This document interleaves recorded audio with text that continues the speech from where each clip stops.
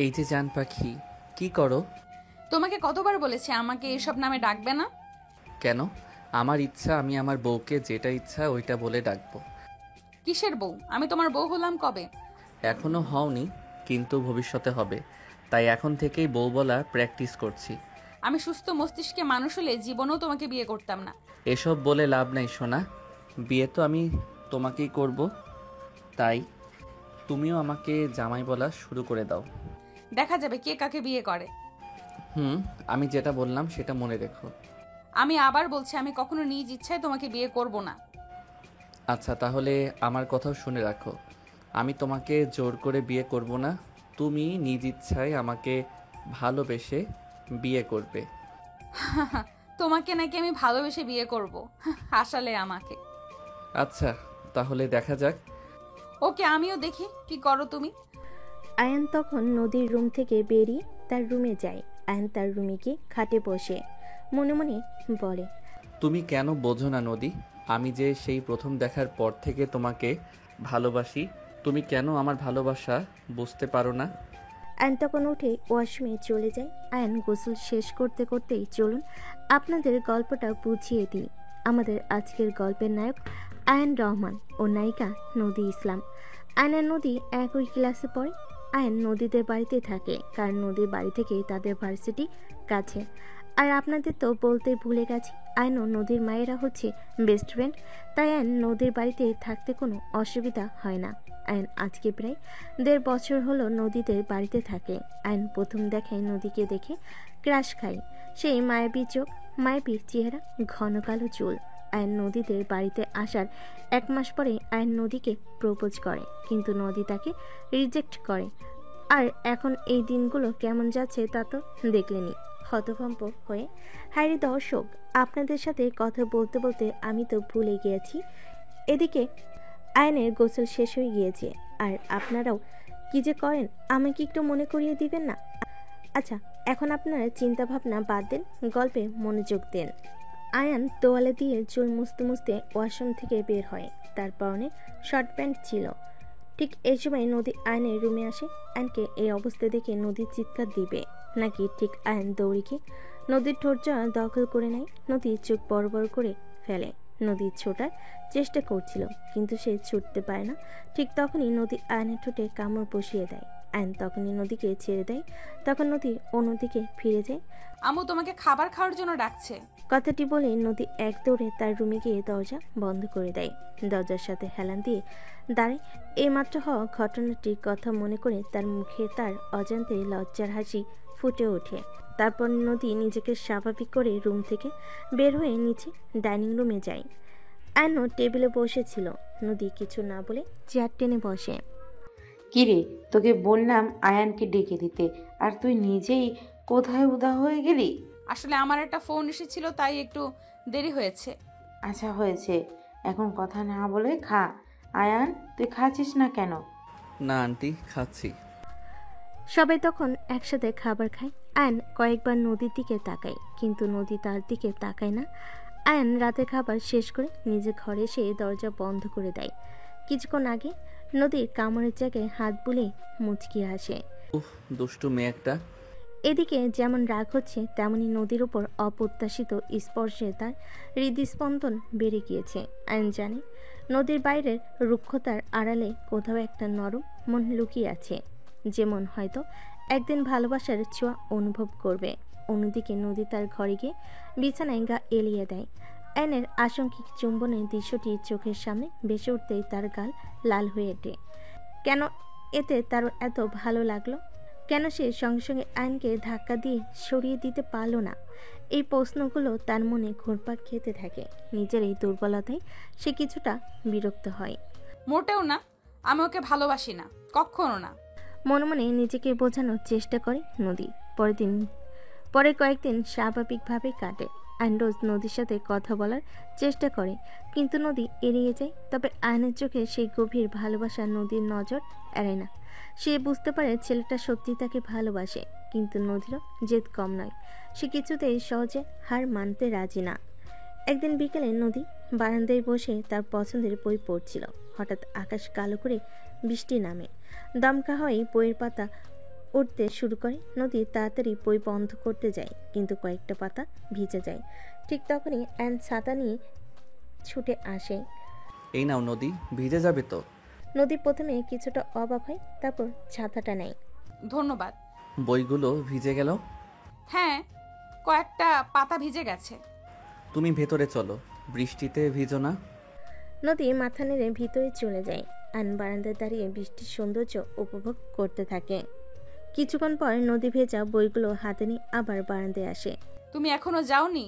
বৃষ্টিতে ভিজবে তো। আইন নদীর দিকে তাকিয়ে বলে, ভিজলে যদি তোমার একটু খারাপ লাগে তাহলে আমি যাব না। নদী থমকে যায়। আয়নের চোখে গভীর এক আকুতি দেখতে পায় সে। এই প্রথম নদীর মনে হয় আয়নের ভালোবাসা হয়তো সত্যি খাঁটি, কিন্তু সঙ্গে সঙ্গে তার জেদি মন আবার জেগে ওঠে। আমার খারাপ লাগবে কেন? যাও তুমি। আয়ন দীর্ঘশ্বাস ফেলে ভেতরে চলে যায়। নদী ভেজা বইগুলো নিয়ে বসে থাকে, আর তার মনে এক নতুন দোলাচল শুরু হয়। আয়নের সরল ভালোবাসা কি তার কঠিন হৃদয় গলাতে পারবে? সেটা এখন দেখার অপেক্ষা। পরের দিন সকালে আয়নের নদী ভার্সিটির জন্য তৈরি হয়। তারা একসাথে নাস্তার টেবিলে বসে। নাস্তা করার পর ভার্সিটির উদ্দেশ্যে বাসা থেকে বের হয় দুজনে। চলো নদী, এই রিকশায় যাই। না, আমার একটু তাড়া আছে, আমি অন্য রিকশায় যাচ্ছি। এই বলে সে আরেকটি রিকশা ডেকে দ্রুত উঠে বসে এবং ভার্সিটির পথে রওনা হয়। আইন অবাক হয়ে নদীর চলে যাওয়া দেখতে থাকে। তার মনে সামান্য দ্বিধা জাগে, তবে সে আর কিছু না বলে নিজের রিকশায় ওঠে। ভার্সিটিতে পৌঁছে আইন নদীর জন্য অপেক্ষা করে গেটের কাছে। কিছুক্ষণ পর নদী এসে পৌঁছায়। নদী। নদী যেন তার ডাক শুনতে পায় না। সে তার বান্ধবীদের দিকে এগিয়ে যায় এবং তাদের সাথে হাসি মুখে কথা বলতে শুরু করে। আয়ান হতাশ হয়, কেন নদী তাকে এভাবে এড়িয়ে যাচ্ছে। নদী যখন তার বান্ধবীদের কাছে পৌঁছায়, তাদের মধ্যে শিলা নামের একটি মেয়ে কৌতূহল নিয়ে বলে ওঠে, এই তো নদী, অবশেষে এলি তুই। তার রাস্তায় কি এমন কাজ পড়েছিল যে আয়নের সাথে একটা কথাও বললি না? ছেলেটা তো গেটের সামনে তোর জন্য হাঁ করে দাঁড়িয়েছিল। দেখলেই বোঝা যায় কতটা ভালোবাসে তোকে। আরে বাদ দে তো ওসব, আমার একটু তাড়া ছিল বুঝলি। এখন বল, তোরা কেমন আছিস? অনেকদিন পর তোদের সাথে মন খুলে আড্ডা দেব ভাবছিলাম। ক্লাসের লেখাপড়ার কি খবর? তোদের অ্যাসাইনমেন্টগুলো শেষ হয়েছে? তোর তাড়া ছিল বুঝি, নাকি ইচ্ছে করে এড়িয়ে গেলি? আমরা তোকে ভালো করেই চিনি নদী। আর আয়ান ছেলেটা সত্যি খুব ভালো, সবসময় তোর আশেপাশে ঘুরঘুর করে, তোর খেয়াল রাখে, অথচ তুই এমন ভাব করিস যেন ওকে চিনিসই না। এটা কিন্তু একদমই ঠিক করছিস না, ছেলেটার কষ্ট হয়, বুঝিস না? হ্যাঁ রে নদী, সাইমা ঠিক বলছে। আয়ান তোকে কতটা ভালোবাসে সেটা তো আমরা সবাই দেখতে পাই। তুই কেন ওর ভালোবাসার এতটুকুও দাম দিস না? কি সমস্যা তো ছেলেটার সাথে? দেখতেও তো ভালো, পড়াশোনাতেও ভালো, আর সবচেয়ে বড় কথা তোকে মন থেকে ভালোবাসে। এমন ছেলে কজন পাই বলতো? তোরা থাম তো, তোদের আর কোনো কথা নেই, সব সময় ওই এক কথা। আমি কি করব আর কি না করব সেটা আমার ব্যাপার, তোদের তো মাথা ঘামানোর দরকার নেই। আর আয়ান ভালোবাসে নাকি ঘাস কাটে সেটা নিয়েও আমার কোনো মাথা ব্যথা নেই। এখন চল তো, ক্লাস শুরু হয়ে যাবে। বলে নদী তার বান্ধবীদের সাথে ক্লাসের দিকে পা বাড়ায়। তার মুখের কঠিন ভাব দেখে বোঝা যায় আপাতত এই বিষয়ে আর কোনো আলোচনা করতে সে রাজি নয়। তার বান্ধবীরা একে অপরের দিকে তাকায়। নদীর এই জেদ আর অন্ধ ভালোবাসাকে স্বীকার করার প্রবণতা তাদের হতাশ করে। তারা জানে নদী বাইরের এই কঠিন আবরণের নিচে কোথাও একটা নরম মন লুকিয়ে আছে, কিন্তু সেই মন কবে আয়নের ভালোবাসার স্পর্শ অনুভব করবে সেটা এখন দেখার বিষয়। কিছুক্ষণ পর ক্লাসের ঘন্টা বাজে এবং শিক্ষক ক্লাসে প্রবেশ করেন। পুরো ক্লাস জুড়ে নদী একবারের জন্য আয়নের দিকে তাকায়নি। আয়ন কয়েকবার চেষ্টা করেও নদীর দৃষ্টি আকর্ষণ করতে ব্যর্থ হয়। তার মনটা আরো খারাপ হয়ে যায়। ক্লাস শেষে আয়ন তার বন্ধুদের সাথে ভার্সিটির ক্যান্টিনে যায়। সেখানে তাদের মধ্যে আলোচনা শুরু হয়। কিরে দোস্ত, নদী তো তোকে একদম পাত্তাই দিচ্ছে না। তুই কেন তার পিছনে এত সময় নষ্ট করছিস? তুই জানিস কতগুলো মেয়ে তোকে পছন্দ করে।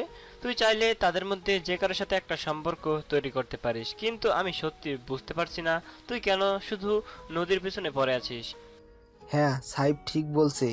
তুই একটু চোখ খুলে দেখ আয়ান, তোর আশেপাশে কত ভালো ভালো মেয়ে আছে, সবার মনোযোগ তোর দিকে, আর তুই কিনা সেই নদীর জন্য পাগল যে তোকে ফিরেও তাকায় না।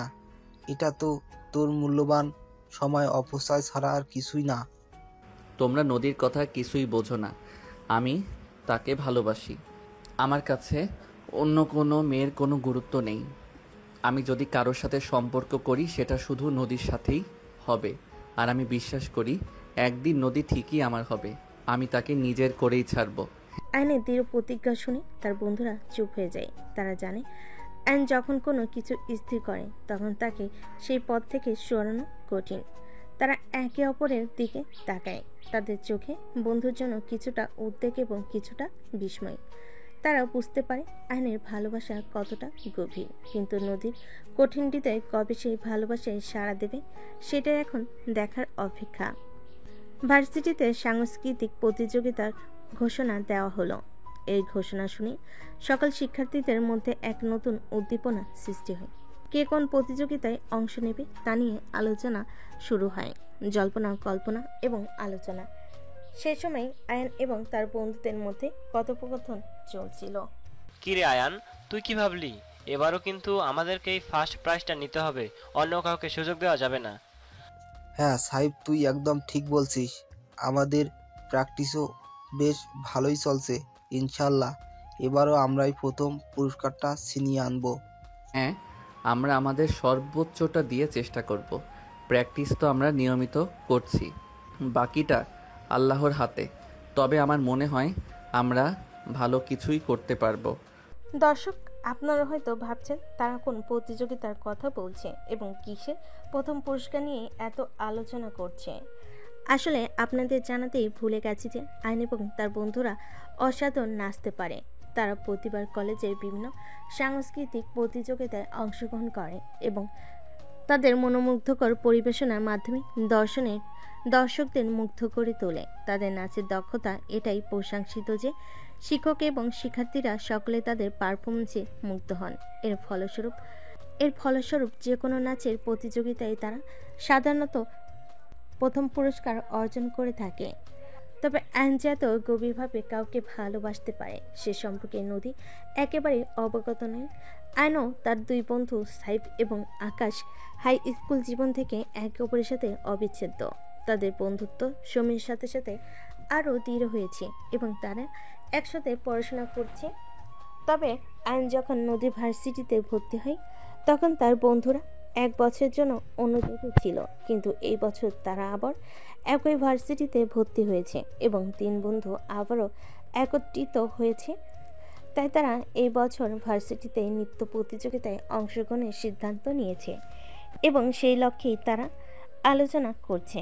সাংস্কৃতিক প্রতিযোগিতার দিন যত ঘনিয়ে আসছে তত এই ভার্সিটির আনাচে কানাচে উত্তেজনা বাড়ছে। শিক্ষার্থীদের মধ্যে চাপা গুঞ্জন, কে কোন বিভাগে সেরা হবে, কার পরিবেশনা সবচেয়ে নজর কাড়বে, এ নিয়ে তাদের জল্পনা কল্পনা। ভার্সিটির মাঠ সেজে উঠেছে বর্ণিল আলোয়। মঞ্চ তৈরি কাজই প্রায় শেষের দিকে। চারিদিকে উৎসবের আমেজ। সেদিন ভার্সিটিতে গাছের ছায়ায় বসে আয়ন ও তার বন্ধুরা আসন্ন প্রতিযোগিতা নিয়ে আলোচনা করছিল। আয়ান, আর তো বেশি দিন নেই। আমাদের নাচের ফাইনাল কোরিওগ্রাফিটা আরেকবার ঝালিয়ে নেওয়া দরকার। কোথায় কে কোন স্টেপ ভুল করছে সেটা এখনই ধরে ফেলতে হবে। আমার মনে হয় কিছু জায়গায় আমাদের আরো প্র্যাকটিস করতে হবে। হ্যাঁ সাহেব ঠিক বলছে। আমরা আলাদাভাবে প্র্যাকটিস করছি ঠিকই, কিন্তু একসাথে নাচলে ছোটোখাটো ভুল বের হতে পারে। বিশেষ করে ওই জাম্পের সিকোয়েন্সটায় আমার একটু সমস্যা হচ্ছে। আর আয়ান, তোর লিড মুভগুলো কিন্তু একদম পারফেক্ট চাই। ওগুলোই তো আসল চমক। তোদের কথা ঠিক, আমরা এতদিন ধরে প্র্যাকটিস করছি। শেষ মুহূর্তে কোনো ভুল হওয়া উচিত না। তাহলে আজ বিকেলে আকাশের বাসায় গিয়ে আমরা সবাই একসাথে প্র্যাকটিস করি। আমার মনে হয় একবার ফাইনাল রিহার্সাল দিলে আমাদের আত্মবিশ্বাস আরও বাড়বে। হ্যাঁ, আমার বাড়ি তো খোলাই আছে। মা আর বোন তো এখনো ফেরেনি। আমরা আরামে প্র্যাকটিস করতে পারবো। সাউন্ড সিস্টেমও সেট করা আছে, শুধু তোদের জন্য অপেক্ষা করছি। দুপুরে যখন খাবারের সময় আয়ন কিছুটা ইতস্তত করে, তার আন্টির কাছে গিয়ে দাঁড়ায়। আন্টি, একটা কথা ছিল। হ্যাঁ বাবা, বলো কি বলবে? কিছু দরকার? তোমার মুখটা এমন শুকনো কেন? শরীর খারাপ লাগছে নাকি? না আন্টি, শরীর ঠিক আছে। আসলে ভার্সিটির সাংস্কৃতিক প্রতিযোগিতায় আমি আর আমার বন্ধুরা একটা নাচের পারফরমেন্স করব। তো আজ রাতে আমরা আকাশের বাসায় সবাই মিলে শেষ মুহূর্তের প্র্যাকটিস করব। তাই আজ রাতে আর আমার বাসায় ফেরা হবে না, যদি কিছু মনে না করেন আর কি। ও তাই নাকি? তুই নাচতে পারিস? বিশ্বাস কর বাবা, আমি তো ঘুণাক্ষরেও টের পাইনি। কই, আমাকে তো কখনো একটু আভাস দিসনি এত বড় প্রতিভা লুকিয়ে রেখেছিস। আরে না আন্টি, প্রতিভার কই, একটু একটু পারি আর কি, বন্ধুদের সাথে শখের বসে। আসলে প্রতিযোগিতায় নাম দিয়েছি, তাই একটু সিরিয়াসলি প্র্যাকটিস করতে হচ্ছে। ঠিক আছে বাবা, যা মন দিয়ে প্র্যাকটিস করিস। আর হ্যাঁ, ভালো করে খেয়াল রাখিস নিজের, রাতে বেশি দেরি করিস না। সে সময় নদীও ডাইনিং রুমে এসে দাঁড়িয়েছে এবং তাদের কথোপকথন শুনছিল। আয়নের নাচের কথা শুনে সে কিছুটা অবাক হয়। এতদিন ধরে এই বাড়িতে আছে, অথচ ছেলেটার এত গুণ সম্পর্কে সে কিছুই জানতো না। তার মনে একটা চাপা কৌতূহল জন্ম নেয়। নদী নিজের মনে বলে, এই ছেলেটা সত্যিই এত কিছু পারে, নাচও জানে। বাহ, লুকোনোর প্রতিভা তো কম নয়। কখনো তো মুখ ফুটে কিছু বলেনি, দেখাই যাক নাচে কতটা পারদর্শী তুমি। দুপুরের খাবার শেষ করে আয়ন তার বন্ধু আকাশের বাসার উদ্দেশ্যে রওনা হয়। তার মনে আসন্ন প্রতিযোগিতার উত্তেজনা। নদী অজানিত এক মুগ্ধতা হয়তো ধীরে ধীরে তার প্রতি জন্ম নিচ্ছে, যদিও সেটার বিষয়ে এখনো কারোর স্পষ্ট ধারণা নেই। আয়ন তার বন্ধুদের সাথে প্র্যাকটিসের জন্য আকাশের বাসায় রওনা হওয়ার পর পুরো দুপুর এবং বিকেল জুড়ে নদীর মধ্যে এক অদ্ভুত অস্থিরতা কাজ করতে থাকে। সে বুঝতে পারছিল না কেন তার এমন লাগছে। একটা চাপা শূন্যতা যেন তার বুকের ভিতর খাঁকা করছিল। আসলে সে অজান্তেই আয়নকে মিস করছিল। ছেলেটার নীরব উপস্থিতি, তার সরল চাহনি, সবকিছু যেন আজ তার অনুপস্থিতিতে অন্যরকম লাগছিল। অন্যদিকে আয়ন তার বন্ধুদের সাথে আকাশদের বাসায় পৌঁছে নাচের প্র্যাকটিসে মন দেয়, কিন্তু তার মন বারবার অন্যদিকে ছুটে যাচ্ছিল। নদীর মুখটা তার চোখের সামনে ভেসে উঠছিল। কেন নদী তার সাথে এমন ব্যবহার করে? কেন এত ভালোবাসার এতটুকু দাম দেয় না? এই ভাবনাগুলো তাকে কিছুটা ডিস্টার্বও করে তোলে। তবে বন্ধুদের তাড়া দেওয়ায় সে নদীর চিন্তা মাথা থেকে ঝেড়ে ফেলে এবং নাচের দিকে মনোযোগ দেয়। প্র্যাকটিসের এক ফাঁকে যখন তারা একটু বিশ্রাম নিচ্ছিল, তখন তাদের মধ্যে কথোপকথন শুরু হয়। কিরে আয়ান, আজ তোর মুভগুলোতে সে আগের এনার্জিটা কই? কয়েকটা স্টেপে তো ভুলও করলি, কি হয়েছে তোর? শরীর খারাপ লাগছে নাকি? হ্যাঁ দোষ, আমিও সেটাই ভাবছিলাম। তুই না আমাদের টিমের সেরা ডান্সার, তোর থেকে তো একটা ভুলও আশা করি না। আজ কি হয়েছে? তোর মনটা অন্যদিকে, কোনো সমস্যা? না রে, তেমন কিছু না, একটু অন্যমনস্ক হয়ে গিয়েছিলাম আর কি। আসলে কালকের প্রতিযোগিতার কথা ভাবছিলাম, একটু নার্ভাস লাগছে হয়তো। নার্ভাস হওয়ার কি আছে? আমরা তো কতবার মঞ্চে উঠেছি, আর আমাদের প্র্যাকটিসও তো ভালোই হয়েছে। তুই বরং নদীর কথা একদম মাথা থেকে ঝেড়ে ফেল। ওই তোকে পাত্তাই দেয় না, আর তুই কিনা তার চিন্তায় মগ্ন। একদম ঠিক বলছিস সাইব, যে তোকে পাত্তা দেয় না তার জন্য ভেবে লাভ কি? বরং নিজের পারফরমেন্সের দিকে মন দে। কালকেরটা আমাদের জন্য অনেক গুরুত্বপূর্ণ। আমরা আবার চ্যাম্পিয়ন হতে চাই। তোরা ভুল বুঝছিস, নদীর সাথে আমার ব্যক্তিগত কিছু ব্যাপার আছে, সেটা নিয়ে এখন কথা বলতে চাই না। তবে এটা সত্যি যে কালকের প্রতিযোগিতা আমার কাছে অনেক গুরুত্বপূর্ণ। আমি কোনো ভুল করতে চাই না। এখন চল আমরা আবার প্র্যাকটিস শুরু করি, এবার দেখবি আমার এনার্জি। অ্যান উঠে দাঁড়ায় এবং আবার নাচের মুদ্রাগুলো অনুসরণ করতে শুরু করে। তার চোখে মুখে দৃঢ় সংকল্প। সে একদিকে যেমন নদীর চিন্তাকে দূরে সরিয়ে রাখার চেষ্টা করছে, তেমনি কালকে প্রতিযোগিতায় সেরাটা দেওয়ার জন্য মরিয়া হয়ে উঠেছে। তার বন্ধুরা একে অপরের দিকে তাকায়। তারা জানে আয়নের মনের গভীরে কিছু একটা চলছে, যা তাদের অজানা। সেদিন রাতে নদীর চোখে ঘুম আর আসছিল না। কেন তার এমন হচ্ছে সে নিজেও ঠিক বুঝতে পারছিল না। সারাক্ষণ তার মনে ভেসে উঠছিল শুধু আয়নের মুখ, কালকে দুপুরে তার আন্টির সাথে আয়নের কথোপকথন, তার নাচের প্রতি আগ্রহের কথা। সবকিছু নদীর মনের ভেতর তোলপাড় করছিল। ছেলেটা এত কিছু পারে, অথচ কখনো মুখ ফুটে কিছু বলেনি। এই ভাবনাই তাকে অস্থির করে রেখেছিল। পরের দিন সকালে নদী নাস্তা সেরে ভার্সিটির উদ্দেশ্যে রওনা হয়। ভার্সিটিতে পৌঁছে সে দেখতে পায় আয়ন তার বন্ধুদের সাথে শহীদ মিনারে বসে আড্ডা দিচ্ছে। নদীর চোখে চোখ পড়তে আয়ন হাসি মুখে তার দিকে এগিয়ে আসে। শুভ সকাল আমার লক্ষ্মীটি। রাতে কি আমার কথা ভেবে ঘুম হয়নি বুঝি? তোমার ওই মায়াবী মুখটা আমারও চোখের সামনে ভাসছিল সারা রাত। তোমাকে কতবার বলেছি আমাকে ওসব নামে ডাকবে না। আর আমার ঘুমের কি হয়েছে না হয়েছে সেটা তোমার জানার দরকার নেই। যাও তো এখান থেকে, আমার কাজ আছে। কাজ তো থাকবেই, আমার লক্ষ্মী বউয়ের কত কাজ, কিন্তু একটু সময় কি আমার জন্য বের করা যায় না? কালকের প্রতিযোগিতার জন্য একটু শুভকামনা তো জানাতে পারো। তোমার একটা মিষ্টি হাসি আর একটা অল দ্য বেস্ট আমার সব টেনশন দূর করে দেবে। কিসের প্রতিযোগিতা আর কিসের শুভকামনা? যাও বলছি, আমার একদম ভালো লাগছে না। তোমাদের এসব নাটক আমার মোটেও পছন্দ না। নাটক বলছো? নদী, আমার প্রতিটি কথা সত্যি। আমার এই মনটা শুধু তোমার জন্যই পাগল। তুমি কি সত্যি আমার ভালোবাসার এতটুকুও দাম দেবে না? আমি তোমাকে আগেও বলেছি আর আবারও বলছি, আমার জীবনে তোমার কোনো স্থান নেই। দয়া করে আমাকে বিরক্ত করা বন্ধ করো। এই কথাগুলো বলে নদী দ্রুত সেখান থেকে চলে যায়। আয়ন কিছুক্ষণ সেখানে স্তব্ধ হয়ে দাঁড়িয়ে থাকে। নদীর কঠিন আর বিরক্তপূর্ণ ব্যবহার তার মনে গভীর ক্ষত সৃষ্টি করে। তার বন্ধুরা এগিয়ে এসে তার কাঁধে হাত রাখে। বাদ দে দোস্ত, তুই কেন এত পাত্তা দিস ওকে? দেখছিস তো ও কেমন ব্যবহার করছে। হ্যাঁ আয়ান, তুই বরং নিজের দিকে মন দে। কালকের প্রতিযোগিতার কথা ভাব।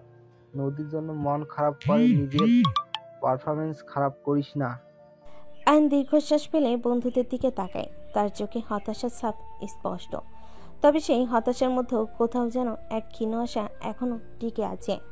সাংস্কৃতিক প্রতিযোগিতার সেই বিশেষ দিনটি সকাল থেকেই ভার্সিটির চিত্রটা ছিল অন্যরকম। ঝলমলে পোশাকে সেজে আসা ছাত্রছাত্রীদের কলকাকলিতে মুখরিত প্রাঙ্গণ, রঙিন ব্যানার আর ফেস্টুনে উৎসবের আমেজ। অডিটোরিয়ামের বাইরে লম্বা লাইন, ভেতরে তিল পরিমাণের ঠাঁই নেই। সকালের মনে উত্তেজনা, কে হবে সেরা, কোন পরিবেশনা মন জয় করে নেবে। ঘড়ি কাটা যখন ঠিক 10টা ছিল, পর্দা উঠল, শুরু হলো একের পর এক মনোমুগ্ধকর পরিবেশনা। গান, নাচ, আবৃত্তি, নাটক, কত রকমের প্রতিভার ঝলকানি। দর্শকরাও যেন মনোমুগ্ধকর প্রতিটি পরিবেশনায়। শেষে করতালি আর উৎসবে ফেটে পড়ছিল অডিটোরিয়াম। নদীর মন অবশ্য পুরোপুরি মঞ্চে ছিল না। কিছুক্ষণ পরপরই তার চোখে ভিড়ের মধ্যে আয়নকে খুঁজে ফিরছিল। কোথায় গেল ছেলেটা? তাদের নাচের কথা তো শুনেছিল, তবে এখনো কেন দেখানি একটা চাপা অস্থিরতা তাকে গ্রাস করছিল। বেশ কয়েকটি পরিবেশনার পর যখন বিরতি ঘোষণা করা হলো, নদীর বান্ধবী শিলা তার হাত ধরে টেনে বাইরে নিয়ে এলো। কিরে নদী, তুই এমন আনমনা হয়ে আছিস কেন? কারোর জন্য অপেক্ষা করছিস নাকি? থুর, কার জন্য অপেক্ষা করব? এমনিতে একটু অন্যমনস্ক লাগছিল। মিথ্যে বলিস না তো নদী, আমরা ঠিকই বুঝতে পারছি তুই কার কথা ভাবছিস। ওই যে কাল রাতে শুনলাম আয়ান আর তার বন্ধুরা নাকি ফাটাফাটি নাচে। দেখবি আজকেই বাজিমাত করবে। সত্যি বলছিস? ওরা কি সত্যি এত ভালো নাচে? আমি তো কখনো দেখিনি। দেখবি আর কি, একটু পরে তো ওদের পালা, অপেক্ষা কর। বিরতির পর আবার শুরু হলো অনুষ্ঠান। একের পর এক দল এসে তাদের প্রতিভা দেখিয়ে গেল। অবশেষে সেই মাইন যখন এলো, যখন মাইকে ঘোষণা করা হলো, এখন আপনাদের সামনে নৃত্য পরিবেশনা করতে আসছে আয়ন, সাইফ ও আকাশ। যেন কোনো সিনেমার হিরোর আগমন। ঠিক তেমনই স্টাইলে মঞ্চে প্রবেশ করলো আয়ন এবং তার দুই বন্ধু। তাদের পোশাক ঝলমলে আলো পড়তেই এক অসাধারণ দৃশ্যের সৃষ্টি হলো। দর্শকদের মধ্যে গুঞ্জন শুরু হলো, যেন সবাই জানে এদের পারফরমেন্স কতটা বিশেষ হতে চলেছে। তারপর শুরু হলো সেই জাদু। নাচের তালে তালে তাদের শরীর যেন কথা বলছিল। প্রতিটি মুদ্রা, প্রতিটি পদক্ষেপ নিখুঁত, শক্তিশালী এবং আবেগপূর্ণ। এনার্জি এতটাই ছিল যে অডিটোরিয়ামের সামনের সারির কিছু শিক্ষার্থী নিজেদের আসনে স্থির থাকতে না পেরে দাঁড়িয়ে গিয়ে হাততালি দিতে শুরু করলো। কেউ কেউ তো হালকা কোমর দোলাতে শুরু করে। শিক্ষকরা, যা সাধারণত গম্ভীর হয়ে বসে অনুষ্ঠান দেখেন, তারাও আজ মুগ্ধ। তাদের ঠোঁটের কোণে হালকা হাসি, চোখে প্রশংসা। ভেতরে হয়তো তাদেরও ইচ্ছে করছিল মঞ্চে গিয়ে দুপা নাচতে, কিন্তু নিজেদের পদমর্যাদার কথা ভেবে সেই ইচ্ছে দমন করে রাখলেন। আয়নের প্রতিটি লিড মুভ ছিল অসাধারণ। তার চোখে মুখে নাচের প্রতি গভীর ভালোবাসা স্পষ্ট। নদীর চোখে যেন তার উপর আটকে গেল। এই সেই ছেলে, যে সেই শান্ত, সবসময় তার আশেপাশে ঘুরঘুর করা ছেলেটা। তার মধ্যে এত প্রতিভা লুকিয়েছিল সে ভাবতেও পারেনি। বিস্ময়ে তার মুখ হাঁ হয়ে গিয়েছে। যখন তাদের পরিবেশনা শেষ হলো, অডিটোরিয়াম জুড়ে যেন ঝড় উঠল। মুহূর্তেই করতালি, চিৎকার আর শীষের আওয়াজ কান পাতা দেয়। অ্যান অ্যান, love you, we love you, এসব স্লোগানে মুখরিত হয়ে উঠল চারপাশ। নদীর কানেও সেই চিৎকারগুলো পৌঁছাচ্ছিল, আর তার মনের ভেতর তখন এক নতুন আলোড়ন। আইনের প্রতি এতদিন ধরে যে অবজ্ঞা আর ঔদাসীন্য ছিল, সেই জায়গাটাও যেন ধীরে ধীরে বিস্ময় আর মুগ্ধতায় ভরে উঠেছিল। সাংস্কৃতিক প্রতিযোগিতার উত্তেজনাপূর্ণ দিন শেষে যখন আইন ক্লান্ত শরীরে বাড়ি ফিরে, তখন দরজার কাছেই তার আন্টির সাথে দেখা হয়। নদীর মা তার দিকে তাকে একগাল হাসেন। এসেছিস বাবা? খুব টায়ার্ড? হ্যাঁ আন্টি, একটু ক্লান্ত তো লাগছে, তবে খুব ভালো লাগছে। প্রোগ্রামটা খুব জমেছিল। তুই এত সুন্দর নাচিস, এটা তো আমি স্বপ্নেও ভাবিনি। আজ কলেজে ফেসবুক পেজে তোর নাচের ভিডিওটা দেখলাম। বিশ্বাস কর, আমি তো মুগ্ধ হয়ে গেছি। এত সুন্দর মুভমেন্ট, এত এনার্জি। আমার তো মনে হচ্ছিল যেন আমিও মঞ্চে গিয়ে নাচি। ও, আপনি দেখেছেন? তেমন কিছু না আন্টি, বন্ধুরা মিলে একটু চেষ্টা করেছিলাম আর কি। আসলে নাচের প্রতি আমার একটু দুর্বলতা আছে। একটু চেষ্টা? তুই তো রীতিমতো আগুন লাগিয়ে দিয়েছিস বাবা। সবাই শুধু তোর আর তোর বন্ধুদের কথাই বলছে। নদীর বাবাও ভিডিওটা দেখে খুব প্রশংসা করছিল। সত্যি বলছেন আন্টি?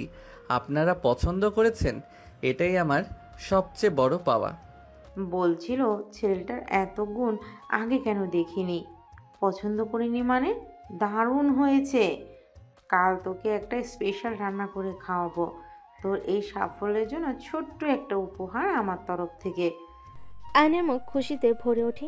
নদীর মায়ের এই অকুণ্ঠ প্রশংসা সব তার ক্লান্তি যেন এক মুহূর্তে দূর করে দেয়। তবে তার মনের মধ্যে এক কোণে তখন একটি প্রশ্ন উকি দেয়। নদী কি তার নাচ দেখেছে? তার কেমন লেগেছে?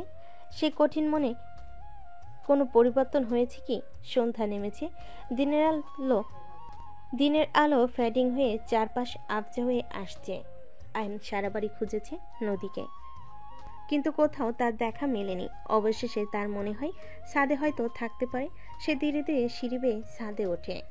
ছাদে পৌঁছে আয়ন দেখে নদী আফসা ছাদের এক কোণে দাঁড়িয়ে, মুখটা আকাশের দিকে ফিরানো।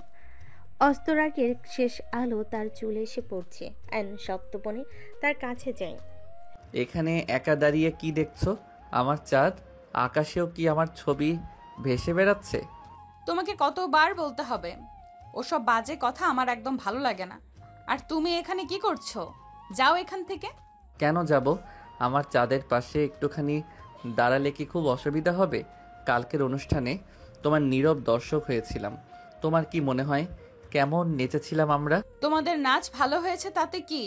সবাই তো ভালোই পারফর্ম করেছে। শুধু ভালো? এতটুকুই? তোমার কি একটু ভালো লাগেনি? এতটুকুও মুগ্ধ হওনি? বিশ্বাস করো, যখন নাচছিলাম আমার মনে শুধু তুমি ছিলে। প্রতিটা মুভমেন্টে আমি যেন তোমাকেই খুঁজেছি। তুমি থামবে? আমার একদম ভালো লাগছে না তোমার এসব কথা। সব সময় এক এক রকম নাটক। যাও এখান থেকে। নাটক নয় নদী, এটা আমার সত্যি ভালোবাসা। তুমি কেন বুঝতে পারছো না? কেন এত দূরে সরিয়ে রাখো নিজেকে? একটা সুযোগও কি দেবে না আমাকে তোমার মনের কাছাকাছি আসার? আমার মন পাথর, যেখানে ভালোবাসার কোনো জায়গা নেই। তুমি শুধু শুধু চেষ্টা করছো। যাও এবার, আমার একা থাকতে ভালো লাগছে। নদীর কঠিন কথাগুলো আয়নের বুকে ছুরির মতো বিঁধে। সে কিছুক্ষণ নীরবে নদীর পাশে দাঁড়িয়ে থাকে, তারপর ধীরে ধীরে ছাদ থেকে নেমে যায়। নদীর শীতলতা তার ভালোবাসার উষ্ণতাকে যেন ক্রমশ নিস্তেজ করে দিচ্ছে। রাতের নীরবতা নদীর চারপাশ ঘিরে ধরে। বিছানার এপাশ ওপাশ করতে করতে তার কিছুতেই ঘুম আসছিল না। সারাদিনের ঘটনাগুলো তার মনের মধ্যে আনাগোনা করছিল, বিশেষ করে যাদের আয়নের সে ব্যথতর চাউনি আর তার ভালোবাসার আকুতি। নদীর হৃদয়ের গভীরে কোথাও যেন একটা মৃদু কম্পন সৃষ্টি করেছিল। আজ কেন যেন আয়নের রোমান্টিক কথাগুলো তার কাছে আগের মতো বিরক্তিকর মনে হচ্ছিল না, বরং তার মনে এক ধরনের চাপা অস্বস্তি অনুভব হচ্ছিল। হঠাৎ করে তার মনে হয় আয়নের জন্য তার বুকের ভেতরটা একটু হলেও ধূপ করে উঠেছে, একটা অজানা অনুভূতি যা সে আগে কখনো অনুভব করেনি। এই প্রথম তার মনে হয় আয়নের প্রতি তার মনের কঠোরতা হয়তো কিছুটা হলেও কমেছে, কিন্তু সঙ্গে সঙ্গে তার ভেতরে জেদি মন জেগে ওঠে। নদী নিজের মনে নিজের সাথে ঝগড়া করছে। না, একদম না, এটা হতে পারে না। আমি আয়ানকে ভালোবাসতে পারি না, কখনো না। ও শুধু একটা বিরক্তিকর ছেলে। ওর এইসব মিষ্টি কথা আর নাটক আমি ঘৃণা করি। আমার শুধু খারাপ লাগছে কারণ ছেলেটা আমার বাড়িতে আশ্রয়ে থাকে, এছাড়া আর কিছুই না। আমার মন পাথর, আর পাথর কখনো গলে না। আমি কিছুতেই দুর্বল হতে পারবো না। বারবার নিজেকে বোঝানোর চেষ্টা করে নদী, কিন্তু তার মন কিছুতেই সেই যুক্তি মানতে চায় না। কেন আজ আয়নের অনুপস্থিতি তাকে এত ভাবাচ্ছে? কেন তার কণ্ঠের সেই অসহায়তা আজ তার হৃদয় এত ঢেউ তুলছে? নদীর মন এক কঠিন দ্বন্দ্বে জড়িয়ে পড়ে। একদিকে তার দীর্ঘদিনের জেদ, অন্যদিকে এক নতুন অনুভূতি হাতছানি। রাতের নীরবতা যেন সেই দ্বন্দ্বকে আরো গভীর করে তোলে। ভার্সিটির সাংস্কৃতিক প্রতিযোগিতা শেষ হতেই খুশির হাওয়া লাগে ছাত্রছাত্রীদের মনে। ঘোষণা করা হয় গ্রীষ্মের ছুটি। দীর্ঘ কয়েক মাসের ক্লান্তি আর পড়াশোনার চাপ থেকে মুক্তির আনন্দে সবাই উল্লাসিত।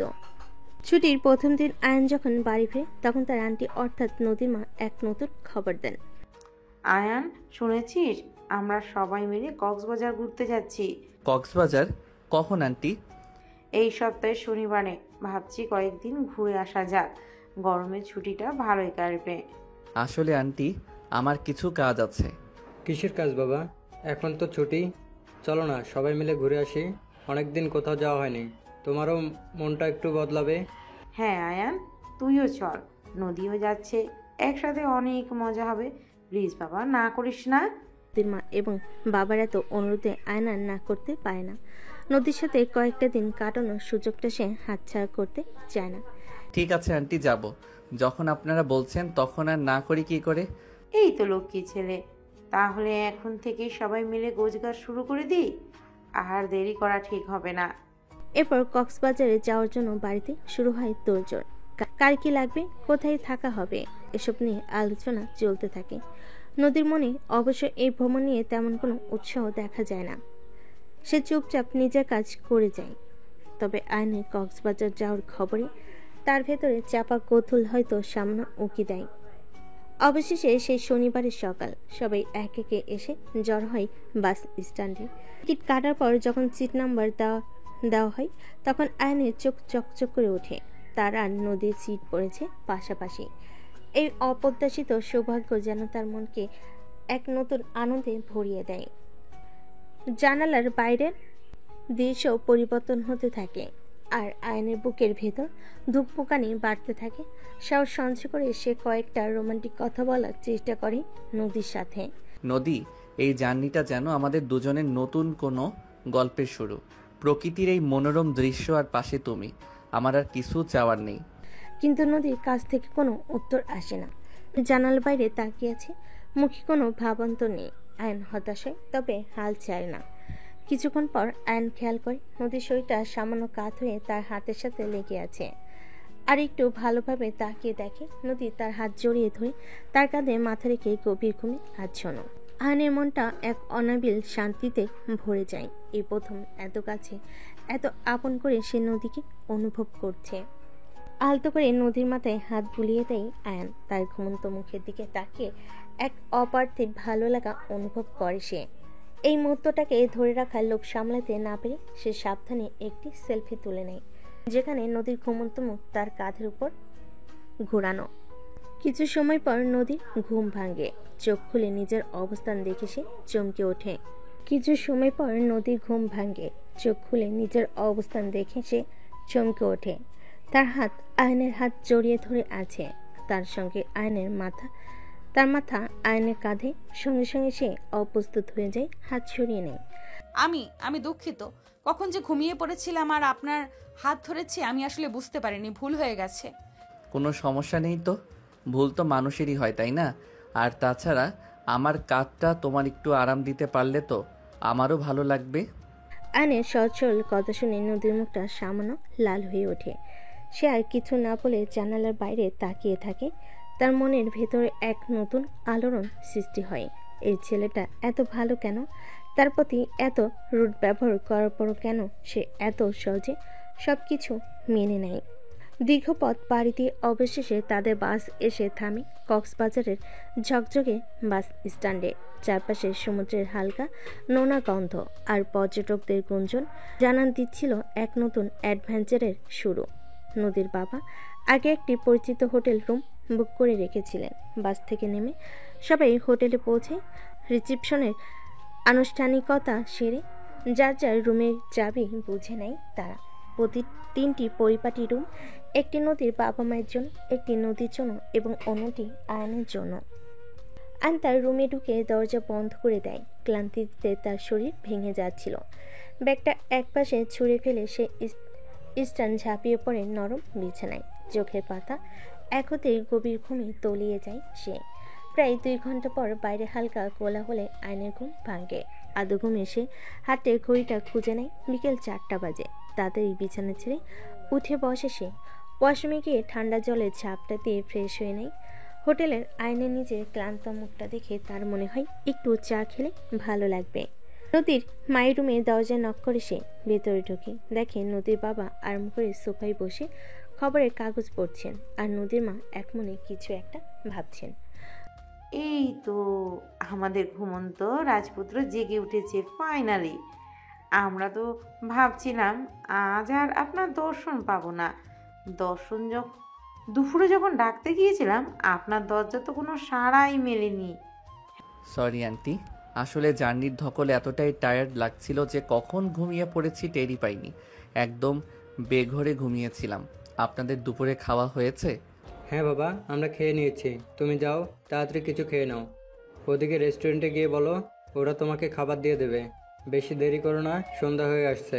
হ্যাঁ আয়ান, তাড়াতাড়ি ফ্রেশ হয়ে খেয়ে নাও। আমরা সবাই মিলে সন্ধ্যায় সমুদ্র সৈকতে ঘুরতে যাব, সূর্যাস্ত দেখব, বালিয়াড়িতে হাঁটবো, অনেক মজা হবে। চলো। অবশ্যই আন্টি, আপনারা যখন বলছেন তখন আর দেরি কিসের?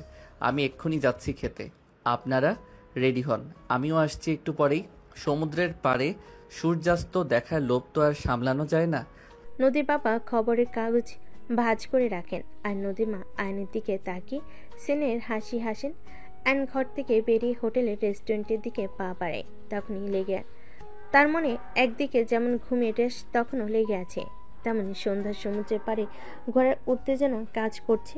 তবে তার মনে এক কোণে একটি চাপা প্রশ্ন, নদী কি তাদের সাথে ঘুরতে যাবে? আর গেলে তার আচরণ কেমন হবে?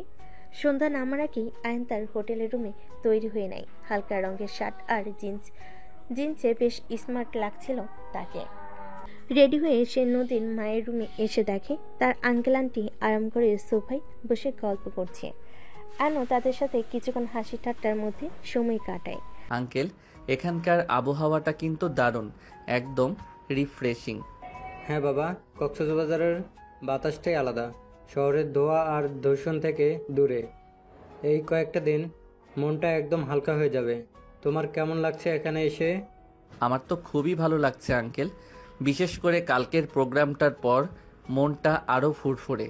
আপনাদের সাপোর্ট পেয়ে খুব ভালো লাগে। তোর নাচটা সত্যিই অসাধারণ ছিল বাবা। আমরা তো প্রথমে বিশ্বাসই করতে পারিনি তুই এত ভালো নাচিস।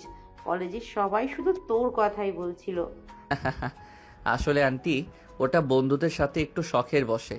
তবে আপনাদের ভালো লেগেছে শুনে আমার খুব ভালো লাগছে। কিছুক্ষণ পর নদীরও আগমন ঘটে সেই রুমে। দরজাটা খুলে যখন নদী ভেতরে ঢোকে তখন এক মুহূর্তের জন্য আয়নের বুকে ধূপকানটা বেড়ে যায়। নীল রঙের একটা লম্বা কুর্তে আর খোলা চুলে নদীকে যেন স্বপ্নীল লাগছিল। আয়নের চোখ তার দিকে থেকে সরতেই চায় না। এই তো মা, তুইও এসেছিস। চল চল, আর দেরি করা যাবে না, সন্ধ্যা হয়ে যাচ্ছে। একটু ঘুরে আসি, সমুদ্রের পাড় থেকে ঘুরে আসতে ভালো লাগবে। হ্যাঁ মা, চলো। সূর্যাস্তের আলোয় সমুদ্রের দৃশ্যটা দারুণ লাগে, আর আয়ানও তো আছে সাথে, ভালোই লাগবে। নদীর বাবাও সম্মতি জানায়। এরপর তারা চারজন একসাথে হোটেলের বাইরে বের হয়। সমুদ্রের দিকে হেঁটে যেতে যেতে চারপাশে মনোরম দৃশ্য তাদের মন ভরিয়ে তোলে। সুযোগ পেয়ে আইন নদীর কাছাকাছি আসে এবং তাদের স্বভাবসিদ্ধ ভঙ্গিতে কিছু রোমান্টিক কথা বলার চেষ্টা করে। নদী, সন্ধ্যার এই আলোয় তোমাকে যেন কোনো মায়াবী পরীর মতো লাগছে। সমুদ্রের ঢেউয়ের সাথে তোমার সৌন্দর্য মিশে এক অদ্ভুত মুগ্ধতা সৃষ্টি করেছে। আমার মনে হচ্ছে এই মুহূর্তে সময়টা যেন থমকে যাক, আর আমি শুধু তোমার দিকে তাকিয়ে থাকি। তুমি কি থামবে? সব সময় একই ধরনের ক্লিশে কথা। আমার একদম ভালো লাগছে না এসব। আর তুমি এত কাছে ঘেঁষার চেষ্টা করছো কেন? একটু দূরত্ব বজায় রাখো। কেন নদী, আমার মনের গভীর থেকে আসা কথাগুলো কি তোমার কাছে এতই বিরক্তিকর লাগে? আমি তো সত্যি বলছি, আমার প্রতিটি অনুভূতি তোমার জন্য খাঁটি। একটু কি বিশ্বাস করো না আমাকে? না, করি না। তোমার এসব রোমান্টিক কথাবার্তা আমার কাছে স্রেফ ভাড়ামো মনে হয়। দয়া করে চুপ করো তো, আমার ভালো লাগছে না। আর বারবার বলছি, আমার থেকে একটু দূরে থাকো। কিন্তু কেন নদী? আমি তো শুধু তোমাকে ভালোবাসতে চেয়েছি। আমার ভালোবাসায় কি এতটুকু খাদ নেই? তুমি কি কখনো আমার দিকটা একটু ভেবে দেখবে না? আমার তোমাকে ভালোবাসার কোনো কারণ নেই। আর আমি এইসব নিয়ে কোনো কথা বলতে চাই না। চলো তো, বাবা মা কোথায়? তাদের থেকে অনেক দূরে চলে এসেছি আমরা। নদী শীতল উত্তর আয়নের উৎসে জল ঢেলে দেয়। সে চুপ হয়ে যায় এবং অন্যের সাথে হেঁটে চলে, তার মনে একরাশ চাপা কষ্ট নিয়ে। নদীর এই বিরক্তি কি কখনো শেষ হবে না? তার ভালোবাসার কি কোনো মূল্য নেই নদীর কাছে? সন্ধ্যায় সমুদ্র সৈকতে ঘুরতে ঘুরতে চারপাশে মনোরম দৃশ্য উপভোগ করছিল সবাই। নদীর ঢেউয়ের গর্জন, ঠান্ডা বাতাসের স্পর্শ আর অস্ত্রগামী সূর্যের সোনালী আভা এক মায়াবী পরিবেশ তৈরি করে। হাঁটতে হাঁটতে একসময় নদীর বাবা মা কিছুটা অন্যদিকে সরে যান, সম্ভবত মেরিন ড্রাইভের সৌন্দর্য উপভোগ করার জন্য। সেই সুযোগে আয়ন ও নদী কিছুটা একা হয়ে যায়। সৈকতের ভিড় কিছুটা কমতির দিকে। হালকা আবছা আলোয় সবকিছু রহস্যময় লাগছিল। হঠাৎ করে হাঁটার সময় অসাবধানতা বশত নদীর পা পিছলে যায়। হুমড়ি খেয়ে পর উপক্রম হতেই দ্রুত আয়ন তার হাত ধরে ফেলে। নদীর শরীর মুহূর্তে কেঁপে ওঠে। কি হয়েছে? লাগেনি তো? সাবধানে হাঁটো নদী। নদীর ভারসাম্য ফিরে আসে, কিন্তু তখনও তার হাত আয়নের হাতের মুঠোয় বন্দী। তাদের চোখাচোখি হয়। আবছা আলোতে আয়নের চোখে নদীর জন্য গভীর কনসার্ন স্পষ্ট দেখা যায়। নদীর বুকের ভিতর এক অজানা তোলপাড় শুরু হয়। এ প্রথম আয়নের স্পর্শে তার খারাপ লাগার বদলে অন্যরকম এক অনুভূতি হয়। তারা কিছুক্ষণ সেই অবস্থায় দাঁড়িয়ে থাকে। দুজনের হাতের বাঁধন আলগা হয় না। সমুদ্রের ঢেউ এসে তাদের পায়ের কাছে আশ্রে পড়ে। এক নীরব অথচ গভীর মুহূর্ত তৈরি হয় তাদের মধ্যে। নদীর মনে হয় এই ছেলেটার হাতের স্পর্শে যেন এক অদ্ভুত উষ্ণতা আছে, যা তার ভেতরে সব শীতলতাকে দূর করে দিচ্ছে। নীরবতা ভাঙে নদীর নিজের ডাকে। হ্যাঁ, লাগেনি, ধন্যবাদ। আয়ন তখনও নদীর দিকে তাকিয়ে থাকে, তার চোখে এক অব্যক্ত ভাষা। নদীরও চোখ ফেরাতে কষ্ট হয়। এই প্রথম তাদের মধ্যে কোনো তিক্ততা বা বিরক্তি ছিল না, বরং এক নতুন ধরনের নীরব বোঝাপড়া তৈরি হয়। হঠাৎ করে যেন সম্বিত ফিরে পায় নদী। দ্রুত আয়নের হাত ছেড়ে দিয়ে কিছুটা দূরত্বে বজায় রেখে তার গাল সামান্য লালচে হয়ে ওঠে। চলো, বাবা মা হয়তো আমাদের জন্য অপেক্ষা করছে। আয়নার কোনো কথা বাড়ে না। সে বুঝতে পারে এই মুহূর্তটা হয়তো অপ্রত্যাশিত ছিল। কক্সবাজারের দ্বিতীয় দিনটি যেন আয়নের জন্য নতুন এক দিগন্ত উন্মোচন করে। সকালে সেই অপ্রত্যাশিত জল এগিয়ে দেওয়া, এরপর সমুদ্রের ধারে ফোনে পড়ে যাওয়ার ঘটনা, নদীর উদ্বেগ, এই ছোট্ট ছোট্ট মুহূর্তগুলো আয়নের হৃদয়ে গভীর দাগ কাটে। মনে হতে থাকে এতদিনে জমানো বরফ বুঝি এবার গলতে শুরু করেছে। এরপর দুপুরে যখন তার একটি রেস্টুরেন্টে খেতে যায়, তখন ওয়েটার গরম স্যুপের বাটি নামাতে গিয়ে প্রায় আয়নের গায়ে ফেলে দিচ্ছিল। দ্রুত নদী হাত বাড়িয়ে ওয়েটারের হাত ধরে ফেলে। এই কি করছো, একটু সাবধানে। ওয়েটার অপ্রস্তুত হয়ে ক্ষমা চেয়ে অন্য টেবিলে যায়। আয়ন অবাক হয়ে নদীর দিকে তাকিয়ে থাকে। এই সেই মেয়ে যে তার সামান্য স্পর্শ সহ্য করতে পারত না, আজ তার জন্য অন্য একজনের উপর রাগ দেখাচ্ছে। ধন্যবাদ নদী। নদী নদী পড়তো খুব খারাপ হতো। একটু সাবধানে বসো। বিকেলে যখন তারা ইনানি বিচে ঘুরতে যায় তখন একটি দোকানে শামুক ঝিনুক দেখছিল নদী। হঠাৎ একটি ধারালো ঝিনুক তুলতে গিয়ে তার আঙ্গুল সামান্য কেটে যায়। আইন তৎক্ষণাৎ এগিয়ে এসে, কি হয়েছে দেখি। আইন দ্রুত নদীর হাত ধরে তার আঙ্গুলটা পরীক্ষা করে। সামান্য রক্ত বের হচ্ছে। চলো ওখানে গিয়ে একটু জল দিয়ে ধুয়ে আসি, আর আমার কাছে ব্যান্ডেজও আছে। তোমার কাছে ব্যান্ডেজ সবসময় রাখো নাকি? আসলে মায়ের কাছে শুনেছি সমুদ্রের ধারে গেলে ছোটখাটো আঘাত লাগতে পারে, তাই রেখেছি। আইন সাবধানে নদীর আঙ্গুল ধুয়ে সেখানে ব্যান্ডেজ লাগিয়ে দেয়। নদীর চোখে কৃতজ্ঞতার ঝিলিক দেখা যায়। এই প্রথম আইনের স্পর্শ তাকে অস্বস্তি দেয় না, বরং এক ধরনের নির্ভরতা অনুভব হয়। সারাদিনের এই ছোট ছোট ঘটনাগুলো আইনের মনে এক দৃঢ় বিশ্বাস জন্মায়। নদীর মনে তার জন্য হয়তো সত্যি কোনো অনুভূতি তৈরি হচ্ছে।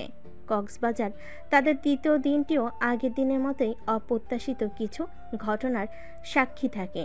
সেখানে নদী নীরব কেয়ারিং আইনের হৃদয়কে আরও গভীরভাবে স্পর্শ করে। সকালে যখন তারা হিমছড়ি যাচ্ছিল, পাহাড়ি পথে আঁকা বাঁকা রাস্তায় বাসের ঝাঁকুনিতে আইনের সামান্য মাথা ধরে। সে চুপচাপ চোখ বন্ধ করে বসেছিল। কিছুক্ষণ পর নদী তার কাঁধে আলতো করে হাত রাখে। শরীর খারাপ লাগছে, মাথা ঘুরছে? হ্যাঁ একটু। তুমি বুঝতে পারলে? হ্যাঁ, মুখ দেখে মনে হচ্ছে। আমার কাছে একটু আদা চা আছে, খাবে? এনেছিলাম যদি কারো শরীর খারাপ লাগে। নদী তার ছোট্ট ব্যাগ থেকে একটি ফ্লাক্স বের করে আইনের জন্য গরম আদা চা ঢেলে দেয়। আইন মুগ্ধ দৃষ্টিতে নদীর দিকে তাকিয়ে থাকে। যে মেয়ে তার সামান্য স্পর্শ অপছন্দ করত, আজ তার কষ্টের কথা বুঝতে পেরে নিজে চা এনে দিচ্ছে। তুমি আমার জন্য চা এনেছো? খাও তো, একটু আরাম পাবে। বিকেলে যখন তারা সমুদ্রে বালিয়াড়িতে হাঁটছিল তখন আকাশে মেঘ জমে হঠাৎ বৃষ্টি শুরু হয়। আশেপাশে তেমন কোনো ছাউনি না থাকায় সবাই তাড়াহুড়ো করে নিরাপদ আশ্রয়ের দিকে ছুটতে থাকে। নদীর পরনে ছিল পাতলা একটি পোশাক, যা মুহূর্তে ভিজে যাচ্ছিল। আইন দ্রুত তার গায়ের টি শার্ট খুলে নদীর দিকে এগিয়ে দেয়। এটা ধরো, গায়ে দাও, না হলে ঠান্ডা লেগে যাবে। কিন্তু তোমার? আমার কিছু হবে না, আমার অসুবিধা হবে না, তুমি এটা পরো। আইনের এই অপ্রত্যাশিত গেস্টতে নদী কিছুক্ষণ থমকে থাকে। তারপর নীরবে টি শার্টটা নিয়ে নেয়। টি শার্টটি আয়নের শরীরে গন্ধ মাখা, যা নদীর মধ্যে এক অদ্ভুত অনুভূতি সৃষ্টি করে। 7 দিনের এই দুটি ঘটনা আয়নের মনে নদীর প্রতি কৃতজ্ঞতা এবং ভালোবাসার অনুভূতি আরও বাড়িয়ে তোলে। নদীর নীরব কেয়ারিং যেন তাদের মধ্যে এক নতুন সেতু বন্ধন তৈরি করছে। বরফ গলতে শুরু করেছে এবং সেই শীতলতার আড়ালে লুকিয়ে থাকা উষ্ণ হৃদয়ে ধীরে ধীরে প্রকাশিত হচ্ছে। এমনটাই হতে থাকে আয়নের। আনন্দ আর স্মৃতিময় কিছুদিন কাটিয়ে অবশেষে কক্সবাজার থেকে ফেরার পালা আসে। বাদ ছাড়ার সময় ঘনিয়ে আসে সবার মনে যেন একটা বিষণ্ণতার ছায়া। সুন্দর সময়গুলো এত তাড়াতাড়ি শেষ হয়ে যাওয়ায় মন খারাপ লাগা স্বাভাবিক। বাসে ওঠার পর দেখা যায় নদীর মুখটা বেশ শুকনো। জানালার বাইরে তাকিয়ে আনমনে কি যেন ভাবছে সে। আন তার পাশে এসে বসে। কি হয়েছে নদী, মন খারাপ লাগছে? কক্সবাজার ছেড়ে যেতে ইচ্ছে করছে না বুঝি? নদী কোনো উত্তর দেয় না, শুধু দীর্ঘশ্বাস ফেলে জানালার কাছের দিকে তাকিয়ে থাকে। আয়ান আলতো করে নদীর হাতে হাত রাখে। আমি বুঝতে পারছি সুন্দর সময়গুলো খুব তাড়াতাড়ি শেষ হয়ে যায়, কিন্তু দেখো কত সুন্দর স্মৃতি নিয়ে তো আমরা ফিরছি। এই জার্নিটা আমাদের মনে সবসময় থাকবে। আর মন খারাপ করো না, আবার সুযোগ পেলে আমরা নিশ্চয়ই আসবো। নদীর চোখ ছলছল করে ওঠে। সে আস্তে করে আয়নের দিকে তাকায়। আমার আসলে একা লাগছিল। একা কেন? আমি তো তোমার পাশেই আছি, সব সময় থাকবো, তুমি একদম ভেবো না। আয়নের উষ্ণ হাতের স্পর্শ আর তার সান্ত্বনার কথাগুলো নদীর মনের মেঘ কিছুটা হলেও সরিয়ে দেয়। সে আয়নের দিকে তাকিয়ে এক গভীর দৃষ্টি দেয়, যে দৃষ্টিতে হয়তো কৃতজ্ঞতা মেশানো ছিল। ধন্যবাদ। আরে পাগলি, ধন্যবাদ কেন? আমরা তো বন্ধু, আর বন্ধুদের পাশে তো সবসময় থাকতে হয়, তাই না? নদীর ঠোঁটের কোণে হালকা হাসি দেখা যায়। হয়তো আয়নের সহজ সরল কথাগুলো তার ভেতরে কষ্ট কিছুটা হলো লাঘব করতে পেরেছে। ফেরার পথে বাসের জার্নিতে তারা আর তেমন কথা বলেনি, কিন্তু তাদের নীরবতায় যেন এক নতুন বোঝাপড়া তৈরি হয়। আয়নের সান্ত্বনা নদীর মনে এক অন্যরকম উষ্ণতা এনে দেয়। কক্সবাজারের রঙিন স্মৃতিগুলো হৃদয়ে নিয়ে তারা আবার ফিরে আসে চেনা শহরে, নিজেদের চেনা রুটিনে। সেই আগের মতো ভোরে ঘুম থেকে ওঠা, একসাথে নাস্তা করা, তারপর ভার্সিটির পথে যাত্রা, রাস্তায় টুকটাক ঝগড়া, বন্ধুদের সাথে হাসি ঠাট্টা, ক্লাসে শিক্ষকের লেকচার শোনা, সব কিছু যেন আবার আগের মতোই চলতে শুরু করে। তবে এই গত কয়েকদিনের ছোট্ট ছুটিতে আয়নার নদীর মধ্যে যায় নীরব বোঝাপড়া তৈরি হয়েছিল, তার একটা হালকা রেশ যেন তাদের দৈনন্দিন জীবনে থেকে যায়। ঝগড়া হয়তো আগের মতোই হয়, কিন্তু তার মধ্যে যেন সে আগের তিক্ততা কিছুটা হলেও কমে আসে। কখনো কখনো নদীর মুখে আয়নের প্রতি সামান্য সহানুভূতি বা উদ্বেগের ছায়া দেখতে পাওয়া যায়, যা আগে তেমন চোখে পড়েনি। ভার্সিটির করিডোরে হেঁটে যাওয়ার সময় হঠাৎ কারোর সাথে ধাক্কা লাগলে আয়নের আগে নদী হয়তো জিজ্ঞেস করে, লেগেছে? কিংবা ক্যান্টিনে একসাথে চা খাওয়ার সময় আনমনে থাকলে নদীর হয়তো মনে হয়, কি ভাবছ? যদিও পরক্ষণে সে নিজের এই পরিবর্তন দেখে নিজেই অবাক হয় এবং স্বাভাবিক আচরণ করার চেষ্টা করে। আইন অবশ্য এই ছোট ছোট পরিবর্তনগুলো খুব মনোযোগ দিয়ে লক্ষ্য করে। নদীর সামান্য কেয়ারিং তার মনে নতুন করে আশা জাগে। সে বুঝতে পারে নদীর কঠিন খোলসের ভেতরে কোথাও একটা নরম মন লুকিয়ে আছে, যা হয়তো ধীরে ধীরে তার ভালোবাসার উষ্ণতা অনুভব করতে শুরু করেছে। তাদের সম্পর্কে বরফ গলা শুরু হয়েছে, কিন্তু এখনও অনেক পথ বাকি। সেই পথের বাকি কি অপেক্ষা করছে তা জানতে সময়ের অপেক্ষা ছাড়া আর কোনো উপায় নেই। ভার্সিটির নোটিশ বোর্ডে অনার্স ফাইনাল পরীক্ষার তারিখ ঘোষণার পর থেকে ক্যাম্পাসের চিত্রতা বদলে যায়। হাসি ঠাট্টার পরিবর্তে এখন শিক্ষার্থীদের মুখে চিন্তার ভাঁজ। লাইব্রেরিতে বেড়েছে ভিড়, ক্যান্টিনের আড্ডায় এখন শুধু সিলেবাস আর পরীক্ষার প্রস্তুতি নিয়েই আলোচনা। হাতে মোট 2 মাস। এই সময়ের মধ্যে বিশাল সিলেবাস শেষ করার কঠিন চ্যালেঞ্জ সকলের সামনে। ভার্সিটির এক কোণে গাছের ছাই বসে আয়ন তার বন্ধুদের সাথে পরীক্ষার প্রস্তুতি নিয়ে আলোচনা করছিল। কিরে আয়ান, তোর কোন কোন সাবজেক্টের প্রিপারেশন কেমন? আমার তো মনে হচ্ছে এখনো অনেক কিছুই বাকি, বিশেষ করে ওই কঠিন থিওরিগুলো কিছুতেই মাথায় ঢুকছে না। আমারও একই অবস্থা। ম্যাথ আর স্ট্যাটিস্টিক্স নিয়ে ভয় লাগছে। পুরনো বছর কোশ্চেন পেপারে সলভ করতে গিয়ে মনে হচ্ছে কিছুই পারিনি। তোরা কিভাবে সামলাবি? আমি একটা রুটিন বানিয়েছি। প্রতিদিন একটা নির্দিষ্ট সময় ধরে কঠিন টপিকগুলো রিভাইজ করছি, আর পুরনো কোশ্চেন পেপার সলভ করাটা খুব জরুরি। তাহলে একটা আইডিয়া পাওয়া যায় কোন ধরনের প্রশ্ন আসতে পারে। তোরা কি কিছু প্ল্যান করেছিস? হ্যাঁ, ভাবছি আমরা কয়েকজন মিলে একটা স্টাডি গ্রুপ তৈরি করব, তাহলে একে অপরের কাছ থেকে হেল্প পাওয়া যাবে। তোর কি মনে হয়? আইডিয়াটা ভালো। আয়ান, তুইও আমাদের সাথে জয়েন কর।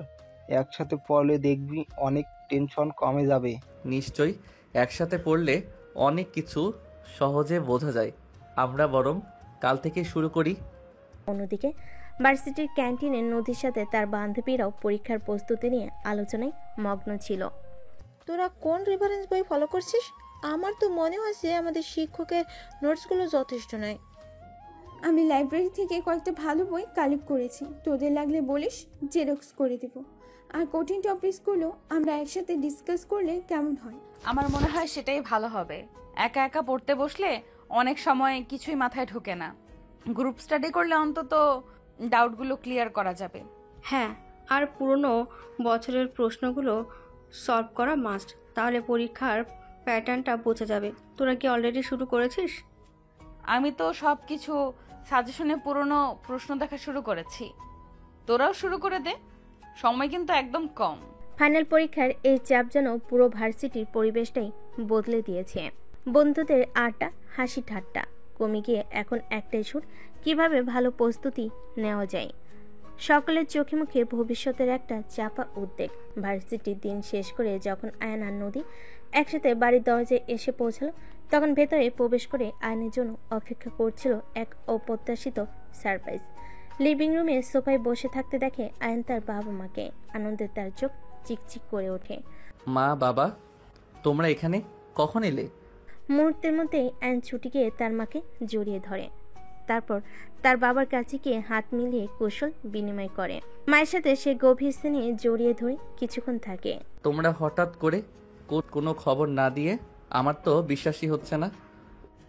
ভাবলাম ফাইনাল পরীক্ষা তো একদম কাছে, তাই ভাবলাম একবার এসে দেখে যাই আমার ছেলেটা ঠিকঠাক খাচ্ছে দাচ্ছে কিনা, পড়াশোনা কেমন করছে। হ্যাঁ বাবা, আর তোমার মা তো অস্থির হয়ে গিয়েছিল, তাই দুদিনের জন্য চলে এলাম। এরপর নদী এগিয়ে এসে আয়নের বাবা মার সাথে কৌশল বিনিময় করে, তাদের হাতে পায়ে হাত দিয়ে সালাম করে। আঙ্কেল আন্টি আপনারা কেমন আছেন? হঠাৎ করে এসে আমাদের খুব খুশি করেছেন। আমরাও খুব খুশি হলাম তোমাদের দেখে মা, তোমরা দুজনে তো আমাদের ছেলে মেয়ের মতো। তা তোমাদের পড়াশোনা কেমন চলছে এখন? ফাইনাল পরীক্ষা তো আর বেশি দিন নেই, প্রস্তুতি কেমন নিয়েছো? ও নদী, ভালো আঙ্কেল বাবা, আমরা দুজনেই ভালোভাবে প্রস্তুতি নিচ্ছি। আয়নের বাবা মা তাদের দুজনের দিকে তাকিয়ে হাসেন। তাদের একসাথে ভালো বলাই যেন এক অন্যরকম উষ্ণতা ছড়িয়ে পড়ে ঘরের বাতাসে। আয়নের মনে একদিকে যেমন বাবা মাকে কাছে পাওয়ার আনন্দ, তেমনি নদীর সাথে তাদের স্বাভাবিক হৃদ্যতা দেখে এক ভালো লাগা কাজ করে। দুপুরবেলা খাবার টেবিল জুড়ে এক আনন্দঘন পরিবেশ। নদীর বাবা মা এবং আয়নের বাবা মা একসাথে বসে অপেক্ষা করছিলেন নদী আর আয়নের জন্য। কিছুক্ষণ পর তারা দুজনেই একসাথে সিঁড়ি দিয়ে নেমে এসে খাবার টেবিল পৌঁছায়। আয়নের মা নদীও আয়নের দিকে তাকিয়ে স্নেহের হাসি হেসে, বাহ মাশাআল্লাহ, দুজনকে একসাথে দেখে চোখ জুড়িয়ে যায়, একদম যেন মানানসই জুটি। একদম ঠিক বলেছিস, কারো যেন নজর না লাগে আমার লক্ষ্মী ছেলে মেয়ের দিকে। হ্যাঁ, আমারও তাই মনে হয়, দুজনকে সবসময় একসাথে দেখলে ভালো লাগে। সময়ের সাথে সাথে সব কিছু কেমন যেন সুন্দর হয়ে ওঠে, তাই না? তাদের এই কথাগুলো শুনে নদী ও আয়নের দুজনের লজ্জে লাল হয়ে ওঠে। একে অপরের দিকে আর চোখে তাকায়, তাদের মুখে মৃদু হাসি। মা, তোমরা না একটু চুপ করো তো, সবাই কি ভাববে? আয়নের কথায় তার বাবা মা এবং নদীর বাবা মা সবাই হেসে ওঠে। সেই হাসিতে মিশে থাকে স্নেহ আর আশীর্বাদ। খাবার টেবিলে এই মিষ্টি মুহূর্তগুলো যেন তাদের সম্পর্কের এক নতুন সমীকরণ তৈরি করে। রাতের নিস্তব্ধতা নদীর চারপাশ ঘিরে ধরে। বিছানায় শুয়ে সিলিংয়ের দিকে তাকে আনমনে কি যেন ভাবে সে। সারাদিনে ঘটনাগুলো তার মনের পর্দায় ভেসে ওঠে। আইনের জন্য তার অপ্রত্যাশিত উদ্বেগ, তার সামান্য অসুস্থতায় নদীর অস্থিরতা, ভিড়ের মধ্যে হাত ধরে আগলে রাখা, আর খাবার টেবিলে তাদের দুজনকে নিয়ে করা মিষ্টি মন্তব্যগুলো। আমি কি আয়নকে ভালোবাসি? কেন আমি তার প্রতি এত দুর্বলতা অনুভব করছি? কেন তার সামান্য কষ্টেও আমার মনটা খারাপ হয়ে যায়? কেন তার পাশে না থাকলে একটা শূন্যতা অনুভব করি? নদীর মনে ক্রমশ দানা বাঁধতে থাকে এক নতুন জিজ্ঞাসা।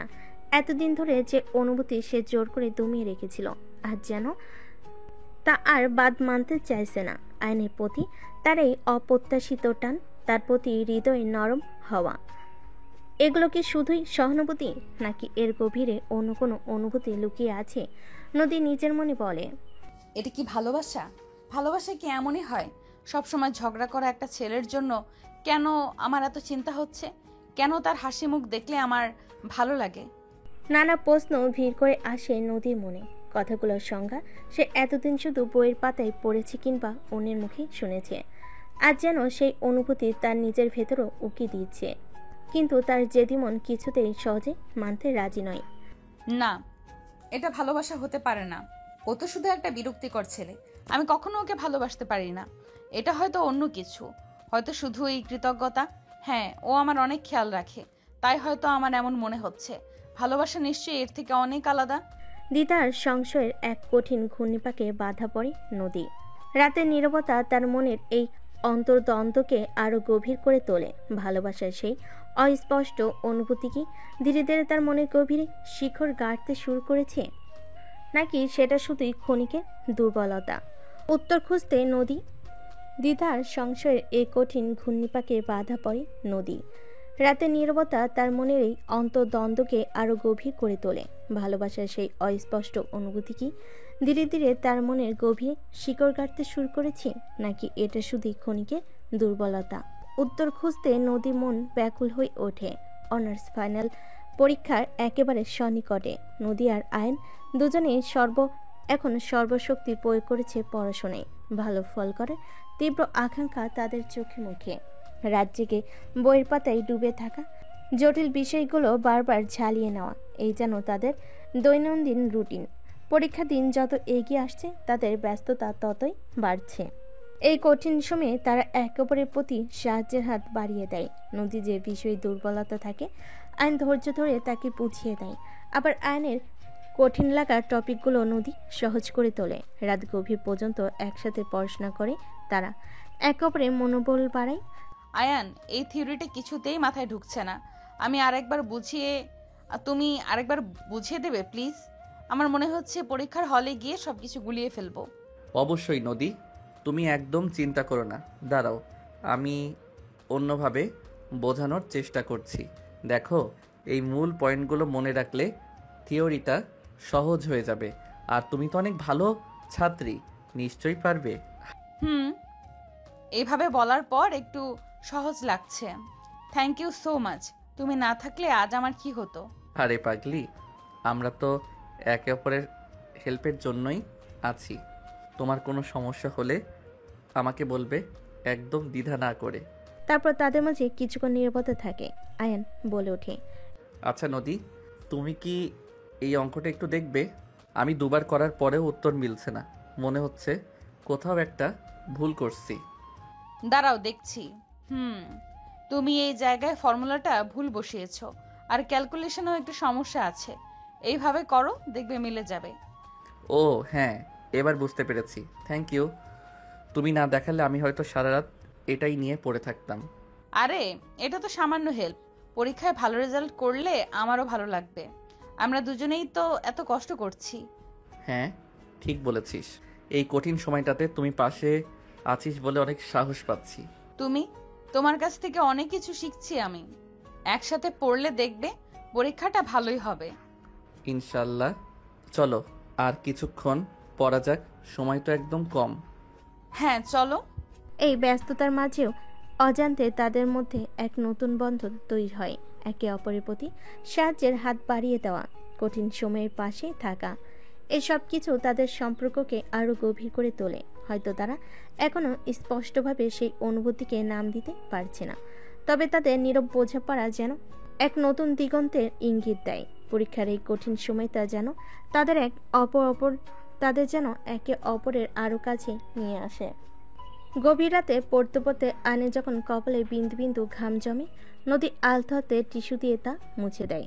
কোনো কথা না বলে শুধু তার চোখে থাকে কঞ্চানের নীরব ভাষা।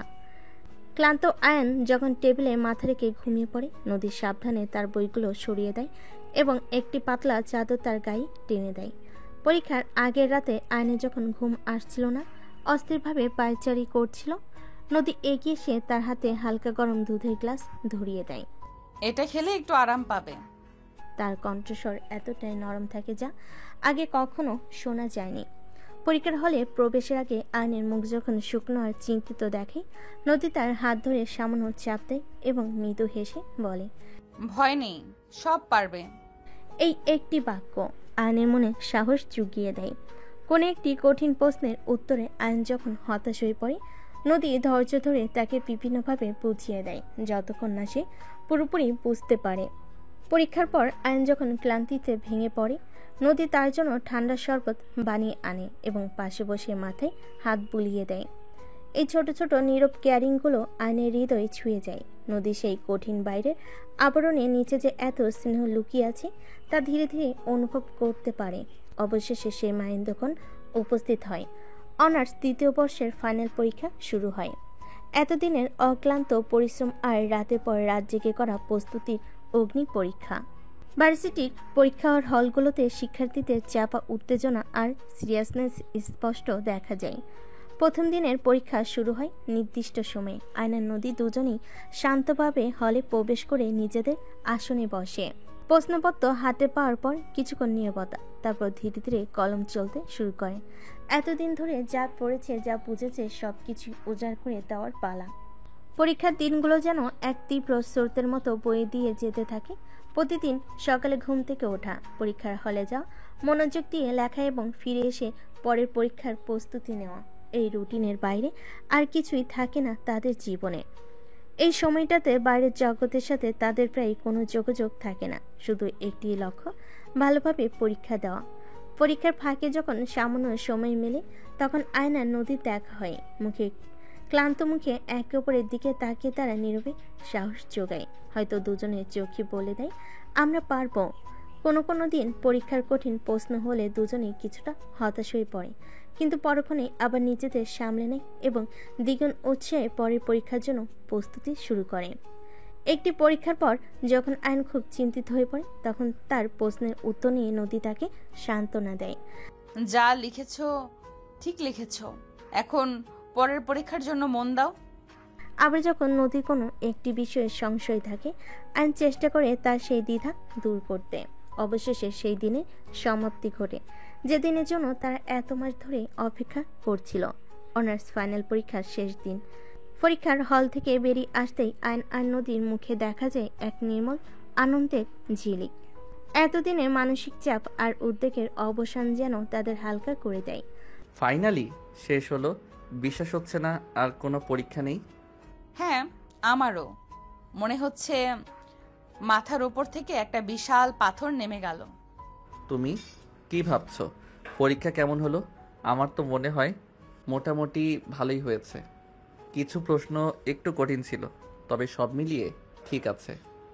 আমারও তাই মনে হয়। দুই একটা প্রশ্ন একটু কনফিউজিং ছিল, কিন্তু বাকিগুলো লিখতে পেরেছি। এতদিনের কষ্টের একটা শেষ তো হলো। হ্যাঁ, এবার একটু শান্তি পাওয়া যাবে, আর সেই সাথে রেজাল্টের জন্য অপেক্ষা করার টেনশনও শুরু হবে। রেজাল্ট যাই হোক, আমরা তো নিজেদের সেরাটা দিয়েছি, তাই না? সেটাই আসল কথা। একদম ঠিক বলেছ। আর এই কঠিন সময়টাতে তুমি যেভাবে পাশে ছিলে, তার জন্য অনেক ধন্যবাদ। তোমার হেল্প না পেলে হয়তো এত ভালোভাবে পরীক্ষা দিতে পারতাম না। আরে, তুমিও তো কম সাহায্য করনি। একসাথে না পড়লে আমারও অনেক সমস্যা হতো। আসলে এই পুরো জার্নিটাতে আমরা দুজনেই একে অপরের পাশে ছিলাম। হ্যাঁ, তুমি ঠিক বলেছ। একসাথে পথ চললে সব বাধাই পার হওয়া যায়। চলো এবার বাড়ি ফেরা যাক। মা বাবা নিশ্চয়ই অপেক্ষা করছে, আর আমার তো মনে হচ্ছে আজ একটু ভালো করে ঘুমাবো। হ্যাঁ চলো, আমারও আর তর সইছে না। এতদিনের ক্লান্তিটা এবার একটু দূর করা দরকার।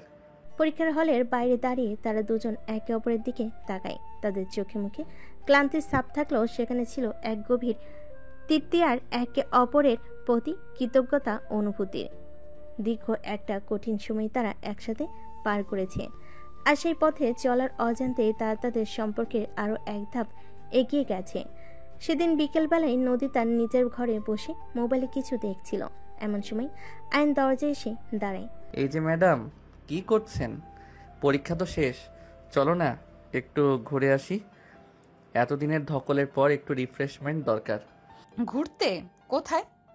যেখানে তোমার ভালো লাগে, আশেপাশে কোথাও হেঁটে আসা যায়, কিংবা কোনো কফি শপে বসে কিছুক্ষণ গল্প করা যেতে পারে। মনটা একটু হালকা হবে। যেতে তো ইচ্ছে করছে, চলো তাহলে। রেডি হতে কতক্ষণ লাগবে তোমার? আমি তো রেডিই আছি, তুমি চলো। নদীর সম্মতি শুনে আয়নের মুখ উজ্জ্বল হয়ে ওঠে। এতদিনে চাপা উত্তেজনা আর ক্লান্তির পর একটু বাইরে ঘুরে এলে ভালো লাগবে, এটা সে বুঝতে পারছিল। তাহলে সন্ধ্যাবেলায় রেডি থেকো, একটা শাড়ি পরো। কেন? শাড়ি পরার কি দরকার? এমনিতেই ভাবছি আজ আমরা দুজনে একসাথে ম্যাচিং ড্রেস পরে ঘুরতে যাব, দেখতে ভালো লাগবে। কিন্তু সেটার তো কোনো প্রয়োজন মনে করছি না, শুধু ঘুরতে যাওয়া তো। আরে তুমি ঘুরতে গেলে সেখানে দেখবে এটার প্রয়োজন আছে।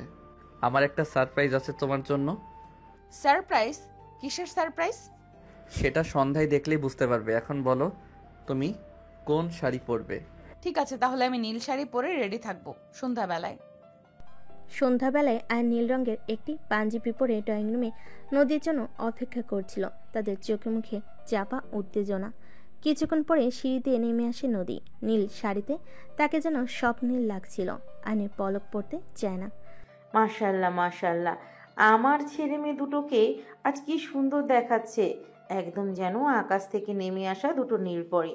তোরা দুজনে একটু একসাথে দাঁড়াতো, আমি একটা ছবি তুলি, এই মুহূর্তটা ধরে রাখার মতো।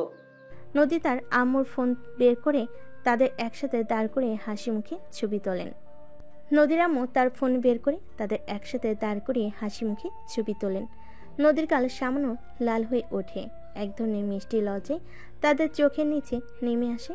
আইন অবশ্য অবলোক দৃষ্টিতে নদীর দিকে তাকিয়ে থাকে। তার মুগ্ধতা লুকানোর কোনো চেষ্টাই করে না। তারপর তারা বাড়ি থেকে বের হয়। আজ তারা একই রিকশায় পাশাপাশি বসে। এবার তো বলো আমরা কোথায় যাচ্ছি? এতক্ষণ ধরে রহস্য করছো। আর একটু অপেক্ষা করো, লক্ষ্মীটি গেলেই দেখতে পাবে। কিছুক্ষণ পর তাদের রিকশা একটি সুন্দর পার্কের গেটের সামনে এসে থামে। তারা দুজনে একসাথে পার্কের ভেতর প্রবেশ করে। নদীর চারিদিকে তাকিয়ে মুগ্ধ হয়ে বলে, ওয়াও, এই জায়গাটা তো অনেক সুন্দর, এই সবুজ আর শান্ত। তোমার সারপ্রাইজ কিন্তু এখনো বাকি সোনা, চলো আমার সাথে। আয়ন নদীর হাত ধরে পার্কের ভেতরের দিকে হাঁটা শুরু করে। ধীরে ধীরে তারা একটি নির্জন জায়গায় এসে পৌঁছায়, যেখানে চারিদিকে ছিল ঘুটঘুটে অন্ধকার। নদী ভয়ে আয়নের হাত ধরে। আয়ান, আমার ভালো লাগছে, এখানে তো অন্ধকার কেন, চলো এখান থেকে। ঠিক সেই সময় আয়ন হাততালি দেয়, আর তার সাথে সাথেই চারপাশে গাছপালা আর ঝোপঝাড় আলোয় ঝলমল করে ওঠে। নদী বিস্ময়ে সীমা থাকে না। পুরো জায়গাটা ছোট ছোট রঙিন বাতি আর লণ্ঠনে অসাধারণভাবে সাজানো। মাঝখানে একটি ছোট্ট মঞ্চের মতো তৈরি করা, সেখানে কিছু মোমবাতি জ্বলছে। নদী মুগ্ধ হয়ে চারিদিকে তাকিয়ে থাকে। নদী মুগ্ধ হয়ে চারিদিকে তাকিয়ে থাকে। ঘোর লাগা চোখে সে আয়নের দিকে ফিরে কিছু বলবে, ঠিক তখনই আয়ন তার পকেট থেকে একটি ছোট ভেলভেটের বক্স বের করে, হাঁটু গেড়ে বসে। তার চোখে গভীর ভালোবাসা নিয়ে নদীর দিকে তাকিয়ে থাকে। সেই প্রথম দিন থেকে আমার এই হৃদয় শুধু তোমারই জন্য ধুকপুক করেছে। তোমার দুষ্টু মিষ্টি হাসি, তোমার রাগ, তোমার অভিমান সব কিছু আমার কাছে অমূল্য। আজ এই সুন্দর সন্ধ্যায় আমি তোমাকে আমার জীবনসঙ্গী হিসেবে চাই। তুমি কি আমার হবে নদী? তুমি কি আমার সাথে? নদীর চোখে জল চিকচিক করে ওঠে। এতদিন লুকানো ভালোবাসা আস্থা পূর্ণতা যেন পেতে চলেছে। তার ঠোঁটে কোণে ধীরে ধীরে হাসি ফোটে। হ্যাঁ আয়ান, আমি তোমার সাথে সারা জীবন থাকতে চাই। আয়ন আনন্দে আংটিটি নদীর আঙ্গুলে পরিয়ে দেয়। তারপর দুজনে গভীর ভালোবাসায় আবদ্ধ হয়ে রোমান্টিকভাবে দুজন দুজনকে জড়িয়ে ধরে। চারপাশে আলো আর নীরবতা যেন তাদের ভালোবাসার সাক্ষী থাকে। এই দুষ্টু ভালোবাসার আজ সুন্দর পরিণত হলো। পরের দিন সকালে নদী তার বাবা মাকে একসাথে ডেকে আনে। কিছুটা নার্ভাস, কিছুটা উত্তেজিত হয়ে সে তাদের সামনে দাঁড়ায়। পাশে সে দাঁড়ায় আয়ানও। মা বাবা, আমি তোমাদের একটা কথা বলতে চাই। আসলে আমি আয়ানকে ভালোবাসি এবং আমি আয়ানকে বিয়ে করতে চাই। নদীর কথা শুনে তার মায়ের মুখ প্রথমে গম্ভীর হয়ে যায়। তিনি যেন বিশ্বাস করতে পারছিলেন না যা শুনলেন। কি বলছিস তুই এসব? ভালো করে ভেবে দেখছিস তো? এটা কি ছেলে খেলা নাকি? না মা, আমি খুব সিরিয়াস। আমি সত্যি আয়ানকে ভালোবাসি। ও আমার জীবনে কতটা গুরুত্বপূর্ণ তা আমি এখন বুঝতে পারছি। নদী তার মাকে বোঝানোর চেষ্টা করে, আয়নও ভালো দিকগুলো তুলে ধরে, কিন্তু তার মা প্রথমে কিছুতেই রাজি হতে চায় না।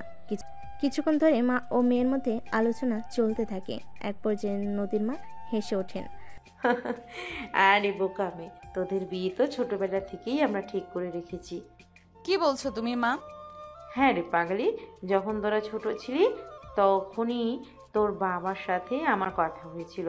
আমরা ভেবেছিলাম তোদের পড়াশোনা শেষ হওয়ার পর আনুষ্ঠানিকভাবে সব হবে, কিন্তু তোরা যখন এখন নিজেরাই এই সিদ্ধান্ত নিয়েছিস তখন আর আমাদের কি বলার থাকতে পারে? আমাদের কোনো আপত্তি নেই। সারা জীবন থাকবে? সত্যি বলছেন আন্টি? হ্যাঁ বাবা, আমার তো মনে হয় এই বাড়ির লক্ষ্মী বউ হয়ে এসেছিস তুই। আচ্ছা দাঁড়া তাহলে, আমি এখনই আয়ানের বাসায় ফোন করে খবরটা দিই। আর আমি বরং মিষ্টির দোকান থেকে ভালো দেখে কিছু মিষ্টি নিয়ে আসি। নদী আর আয়নের মুখে তখন বাদ ভাঙ্গা হাসি। এতদিনের প্রতীক্ষার পর অবশেষে তাদের ভালোবাসার স্বপ্ন সত্যি হতে চলেছে। তাদের পরিবারও তাদের খুশিতে সামিল। চারিদিকে আনন্দের বন্যা বয়ে যায়। এরপর দু পরিবারের সম্মতিতে তাদের বিয়ের দিনক্ষণ ঠিক করা হয়। এক সপ্তাহ পর বিয়ের নিয়ম অনুযায়ী বিয়ের কয়েকদিন আগে বর ও কনে নিজেদের বাড়ি থাকতে হয়। তাই আইন মন খারাপ করে নদীর বাড়ি থেকে বিদায় নেয় এবং নিজের বাড়ির দিকে রওনা হয়। যদিও তারা একই শহরে থাকে, তবু এই কটা দিন যেন তাদের কাছে যুগের সমান মনে হয়। একে অপরের সান্নিধ্য ছাড়া সময় কাটানো দুষ্কর হয়ে পড়ে। দুজনেই ভেতরে ভেতরে অস্থিরতা অনুভব করে। রাতের নিস্তব্ধতায় যখন চারপাশ শান্ত হয়ে যায়, তখন নদীর মোবাইল বেজে ওঠে। স্ক্রিনে ভেসে ওঠে আয়নের নাম। হ্যালো নদী, জেগে আছিস? এই তো কিছুক্ষণ আগে ঘুম ভেঙেছে। তুমি কি ঘুমাওনি এখনো? ঘুম আর আসে নাকি পাগলি? তোমাকে খুব মিস করছি। মনে হচ্ছে কতদিন দেখিনি তোমায়। আমারও একই অবস্থা আয়ান। প্রতিটা মুহূর্ত যেন কাটতেই চাইছে না। মনে হচ্ছে সময় থমকে দাঁড়িয়েছে। আর মাত্র 3 দিন নদী, তারপর আমরা দুজনে সবসময় একসাথে থাকবো। আর কোনো দূরত্ব থাকবে না। তুমি শুধু একটু ধৈর্য ধরো। সেদিনের জন্য আমি অধীর আগ্রহে অপেক্ষা করছি। তোমাকে খুব দেখতে ইচ্ছে করছে আয়ান। আমারও তো তাই। আমার লক্ষ্মী বউ। আর 3টে দিন, তারপর সব অপেক্ষার শেষ। সাবধানে থেকো। ভালোবাসি তোমায়। ভালোবাসি তোমাকেও আয়ান। শুভরাত্রি। শুভরাত্রি আমার জীবন। ফোনের ওপরে কথোপকথন শেষ হয়, কিন্তু দুজনের মনে ভালোবাসার উষ্ণতা লেগে থাকে। দূরত্বের এই কয়েকটা দিন যেন তাদের ভালোবাসাকে আরও গভীর করে তোলে। অবশেষে সেই প্রতীক্ষিত দিনটি এসে উপস্থিত হলো। আয়নার নদীর আকদ অনুষ্ঠানের দিন। সকাল থেকেই উৎসবের আমেজ চারিদিকে। নদীর বাড়ি সেজে উঠেছে ঝলমলে আলোয়। রঙিন ফুল আর পাতায় আত্মীয় স্বজন বন্ধু বান্ধব সকলে পদচারণায় মুখরিত প্রাঙ্গণ। আইনের বন্ধুরাও এসে জুটেছে বরযাত্রী হয়ে। তাদের হাসি খুশি মুখ আর উৎসব জানান দিচ্ছে আজকের দিনটি কতটা স্পেশাল। গেটের কাছে আইন গাড়ি থেকে নামতেই সাইফ আর আকাশ এগিয়ে এসে তার হাত ধরে টানাটানি শুরু করে। কিরে দোস্ত, আজ তো তোর লাইভ সেট, আর আমাদের পাবি কোথায়? ভাবিস না যেন ভুলে যাবি আমাদের। হ্যাঁ বৌদি, একা হয়ে গেলে মাঝে মাঝে আমাদের খবর নিস। আর আমরাও আসবো তোদের নতুন সংসার দেখতে। এই তোরা থাম তো। আজ অন্তত একটু সিরিয়াস হ। আর তোদের ছাড়া আমি চলবো নাকি? সময় পেলেই আসিস। অন্যদিকে নদীর বান্ধবীরাও সেজেগুজে অপেক্ষা করছে তাদের প্রিয় বান্ধবীর জন্য। নদীর রুমে তখন সাজগোজের প্রায় শেষের দিকে। শিলা আর মিম নদীর চারপাশে ঘুরঘুর করছে। কিরে নদী, আজ তো তোর সেই দুষ্ট ছেলেটার সাথে শুভ পরিণয়। বিশ্বাস হচ্ছে না, এত তাড়াতাড়ি সব হয়ে গেল। হ্যাঁ রে, আর দেখ তো তোকে আজ কি সুন্দর লাগছে, একদম হুরের মতন। আয়ন তো আজ তোর দিক থেকে চোখ ফেরাতেই পারবে না। আরে লজ্জা কিসের? আজ তো তোর স্পেশাল দিন। আর আয়নকে তো আমরা চিনি সেই কলেজ থেকে। ছেলেটা তোকে পাগলের মতো ভালোবাসে। তোদের জুটিটা সবসময় হিট। তোরা থামবি? কি যা তা বলছিস? আর একটু পরেই তো সবাই এসে পড়বে। প্লিজ তোরা চুপ কর। আমার কেমন কেমন লাগছে। শুভক্ষণে শেরওয়ানি পাঞ্জাবি পরিহিত আইন এসে পৌঁছে নদীর বাড়ির আঙ্গিনায়। তার চোখে মুখে আজ অন্যরকম এক দীপ্তি, দীর্ঘদিনের লালিত স্বপ্ন পূরণের আনন্দ। নদীর সাজসজ্জাও কোনো অংশে কম নেই। লাল লেহেঙ্গা, সোনার গহনা আর ফুলের মালাই তাকে অপরূপ দেখাচ্ছে। অবশেষে বধূ বেশে নদীর মিষ্টি হাসি যেন সকলের মন জয় করে নেয়। বান্ধবীদের টিপ্পণীতে আর তার গালও আরও লাল হয়ে ওঠে। এরপর শুরু হয় আকদ অনুষ্ঠানের মূল পর্ব।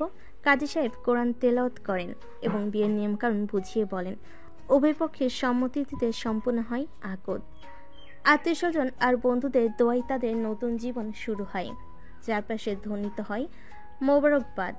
আয়নার নদীর চোখে মুখে আজ শুধু ভালোবাসার প্রতিচ্ছবি। তাদের দুষ্টু মিষ্টি ভালোবাসায় পরিণতি পায় এক পবিত্র বন্ধনে। অনুষ্ঠানের পর নদীর ঘরে আলো আধারিতে ভরে ওঠে। গোলাপ আর জুঁই ফুলের মিষ্টি গন্ধে বাতাস ভারী। নদীর বান্ধবীরা তাকে নতুন বধূর সাজে সজ্জিত করে বিদায় জানে। চোখে মুখে দুষ্ট হাসির ঝিলিক। লজ্জায় রাঙা নদীর মুখ আরো মায়াবী হয়ে ওঠে। দরজার ওপাশে অধীর আঁখে অপেক্ষা করছিল আয়ন। ভেতরে প্রবেশ করতে তার চোখে পড়ে এক স্বপ্নের প্রতিচ্ছবি। নদীর স্নিগ্ধ সৌন্দর্য তার হৃদয় আপ্লুত করে তোলে। ধীরে ধীরে এগিয়ে যায় সে নদীর দিকে। নদী, তোমাকে আজ এত সুন্দর লাগছে যে আমার বিশ্বাস হচ্ছে না এটা সত্যি। তুমিও, তোমাকেও খুব সুন্দর দেখাচ্ছে। নীরবতা ছেয়ে থাকে কিছুক্ষণ, শুধু দুজনের হৃদস্পন্দনের শব্দ যেন শোনা যায়। আয়ন আলতো হাতে নদীর ঘোমটা সরিয়ে দেয়। তাদের চোখাচোখি হয়, দৃষ্টিতে মিশে থাকে গভীর ভালোবাসা আর দীর্ঘ প্রতীক্ষার সমাপ্তি। আয়ন নদীর হাত ধরে। আজ থেকে আমরা দুজন এক হলাম নদী, সারা জীবনের জন্য। হ্যাঁ, আমার আর কোনো চাওয়া নেই। আয়ন হাত ধরে কাছে টেনে নেয়। তাদের প্রথম স্পর্শে মিশে থাকে রোমাঞ্চ আর ভালোবাসার উষ্ণতা। তারা একে অপরের দিকে তাকিয়ে হাসে। সেই হাসিতে থাকে ভবিষ্যতের স্বপ্ন আর একসাথে পথ চলার অঙ্গীকার। রাতের নীরবতা ভেঙে তার নিজেদের জীবনের গল্পে মশগুল হয়। ফেলে আসা দিনের দুষ্টামি, ভালোবাসা আর অপেক্ষার কথা তারা একে অপরের সাথে ভাগ করে নেয়। ধীরে ধীরে ভালোবাসার উষ্ণ আলিঙ্গনে তারা আরও কাছে আসে। নদী আয়নের বুকে মাথা রেখে শুয়েছিল। জান, গুড নাইট। গুড নাইট মানে? হ্যাঁ, আমার খুব ঘুম পাচ্ছে। Good night. ঘুম পাচ্ছে তাই না? দাঁড়াও, দেখাচ্ছি। নদী আয়নের বুক থেকে মাথা তুলে আয়নের ঠোঁটে কিস করবে, তখনই আয়ন বলে, এই না, একদম না। কেন, কি হয়েছে? আগের বার আমি কিস করেছিলাম বলে আমার ঠোঁটগুলো কামড়ে দিয়েছো, আর এখন নিজে থেকে কিস করতে আসছো। কে জানি আজ কি। নদী আয়নের কথা শেষ হতে দিল না। আয়নের ঠোঁটে ঠোঁট ডুবিয়ে দেয়। আয়নও নদীকে রেসপন্স করে। আয়ন নদীকে খাটে ফেলে নদীর উপরে উঠে নদীকে কিস করছে। এক মিনিট, এই দর্শকগুলো তো দেখি অনেক লুচু। আমাদের বাসর ঘর দেখছে, আমাদের বুঝি লজ্জা করে না? এই যে দর্শক, আমার বউটা লজ্জা বেশি তো, বুঝলেন তো? এখন আপনারা আমাদের হ্যাপি এন্ডিংটা শুনে গল্পে একটা লাইক আর চ্যানেল সাবস্ক্রাইব করে চলে যান। দর্শক, আমাদের নায়ক কি বলল বুঝলেন তো? অবশ্যই লাইক ও কমেন্ট করে চ্যানেলটা সাবস্ক্রাইব করবেন। আচ্ছা, তাহলে গল্পের শেষ অংশ শুনুন। সেই রাতে আলো আধারির মায়াবী পরিবেশে তাদের দুষ্টামি, ভালোবাসা পূর্ণতা পায় এক নতুন সম্পর্কের শুরুতে। তাদের বাসরাত হয়ে ওঠে ভালোবাসার এক পবিত্র মিলন ক্ষেত্র। আর এভাবে সকল বাধার ভুল বোঝাবুঝি অবসান ঘটিয়ে আয়ন আর নদীর দুষ্টু মিষ্টি ভালোবাসার এক সুন্দর পরিণতি ঘটল। তাদের সম্পর্কের শুরুতে হয়তো তিক্ততা আর দূরত্ব ছিল, কিন্তু ধীরে ধীরে একে অপরের প্রতি বিশ্বাস, সহানুভূতি আর ভালোবাসার উষ্ণতায় সেই দূরত্ব ঘুচে যায়। তাদের ভালোবাসার জয় হয়, তারা আবদ্ধ হয় এক পবিত্র বন্ধনে। এই গল্পের শিক্ষা এটা যে সত্যিকারের ভালোবাসা কখনো সহজে হার মানে না। হয়তো শুরুতে অনেক প্রতিবন্ধকতা আসে, অনেক ভুল বোঝাবুঝি তৈরি হয়, কিন্তু যদি দুটি হৃদয় একে অপরের জন্য খাঁটি হয়, তবে সব বাধা অতিক্রম করে তারা মিলিত হবে। আয়নার নদীর গল্প আমাদের শেখায় ভালোবাসার জন্য ধৈর্য ধরতে হয়, বিশ্বাস রাখতে হয়, কখনো হাল ছেড়ে দিতে হয় না। আর হ্যাঁ, ভালোবাসার বহিঃপ্রকাশ সবসময় মিষ্টি বা রোমান্টিক নাও হতে পারে। কখনো কখনো তা দুষ্টামি আর ঝগড়ার মধ্যেও লুকিয়ে থাকে। সেই ভালোবাসাকে চিনে নিতে হয়, অনুভব করতে হয় হৃদয়ের গভীর থেকে। পরিশেষে আয়নার নদীর সুখী দাম্পত্য জীবনের শুরু হোক, এই কামনাই করি।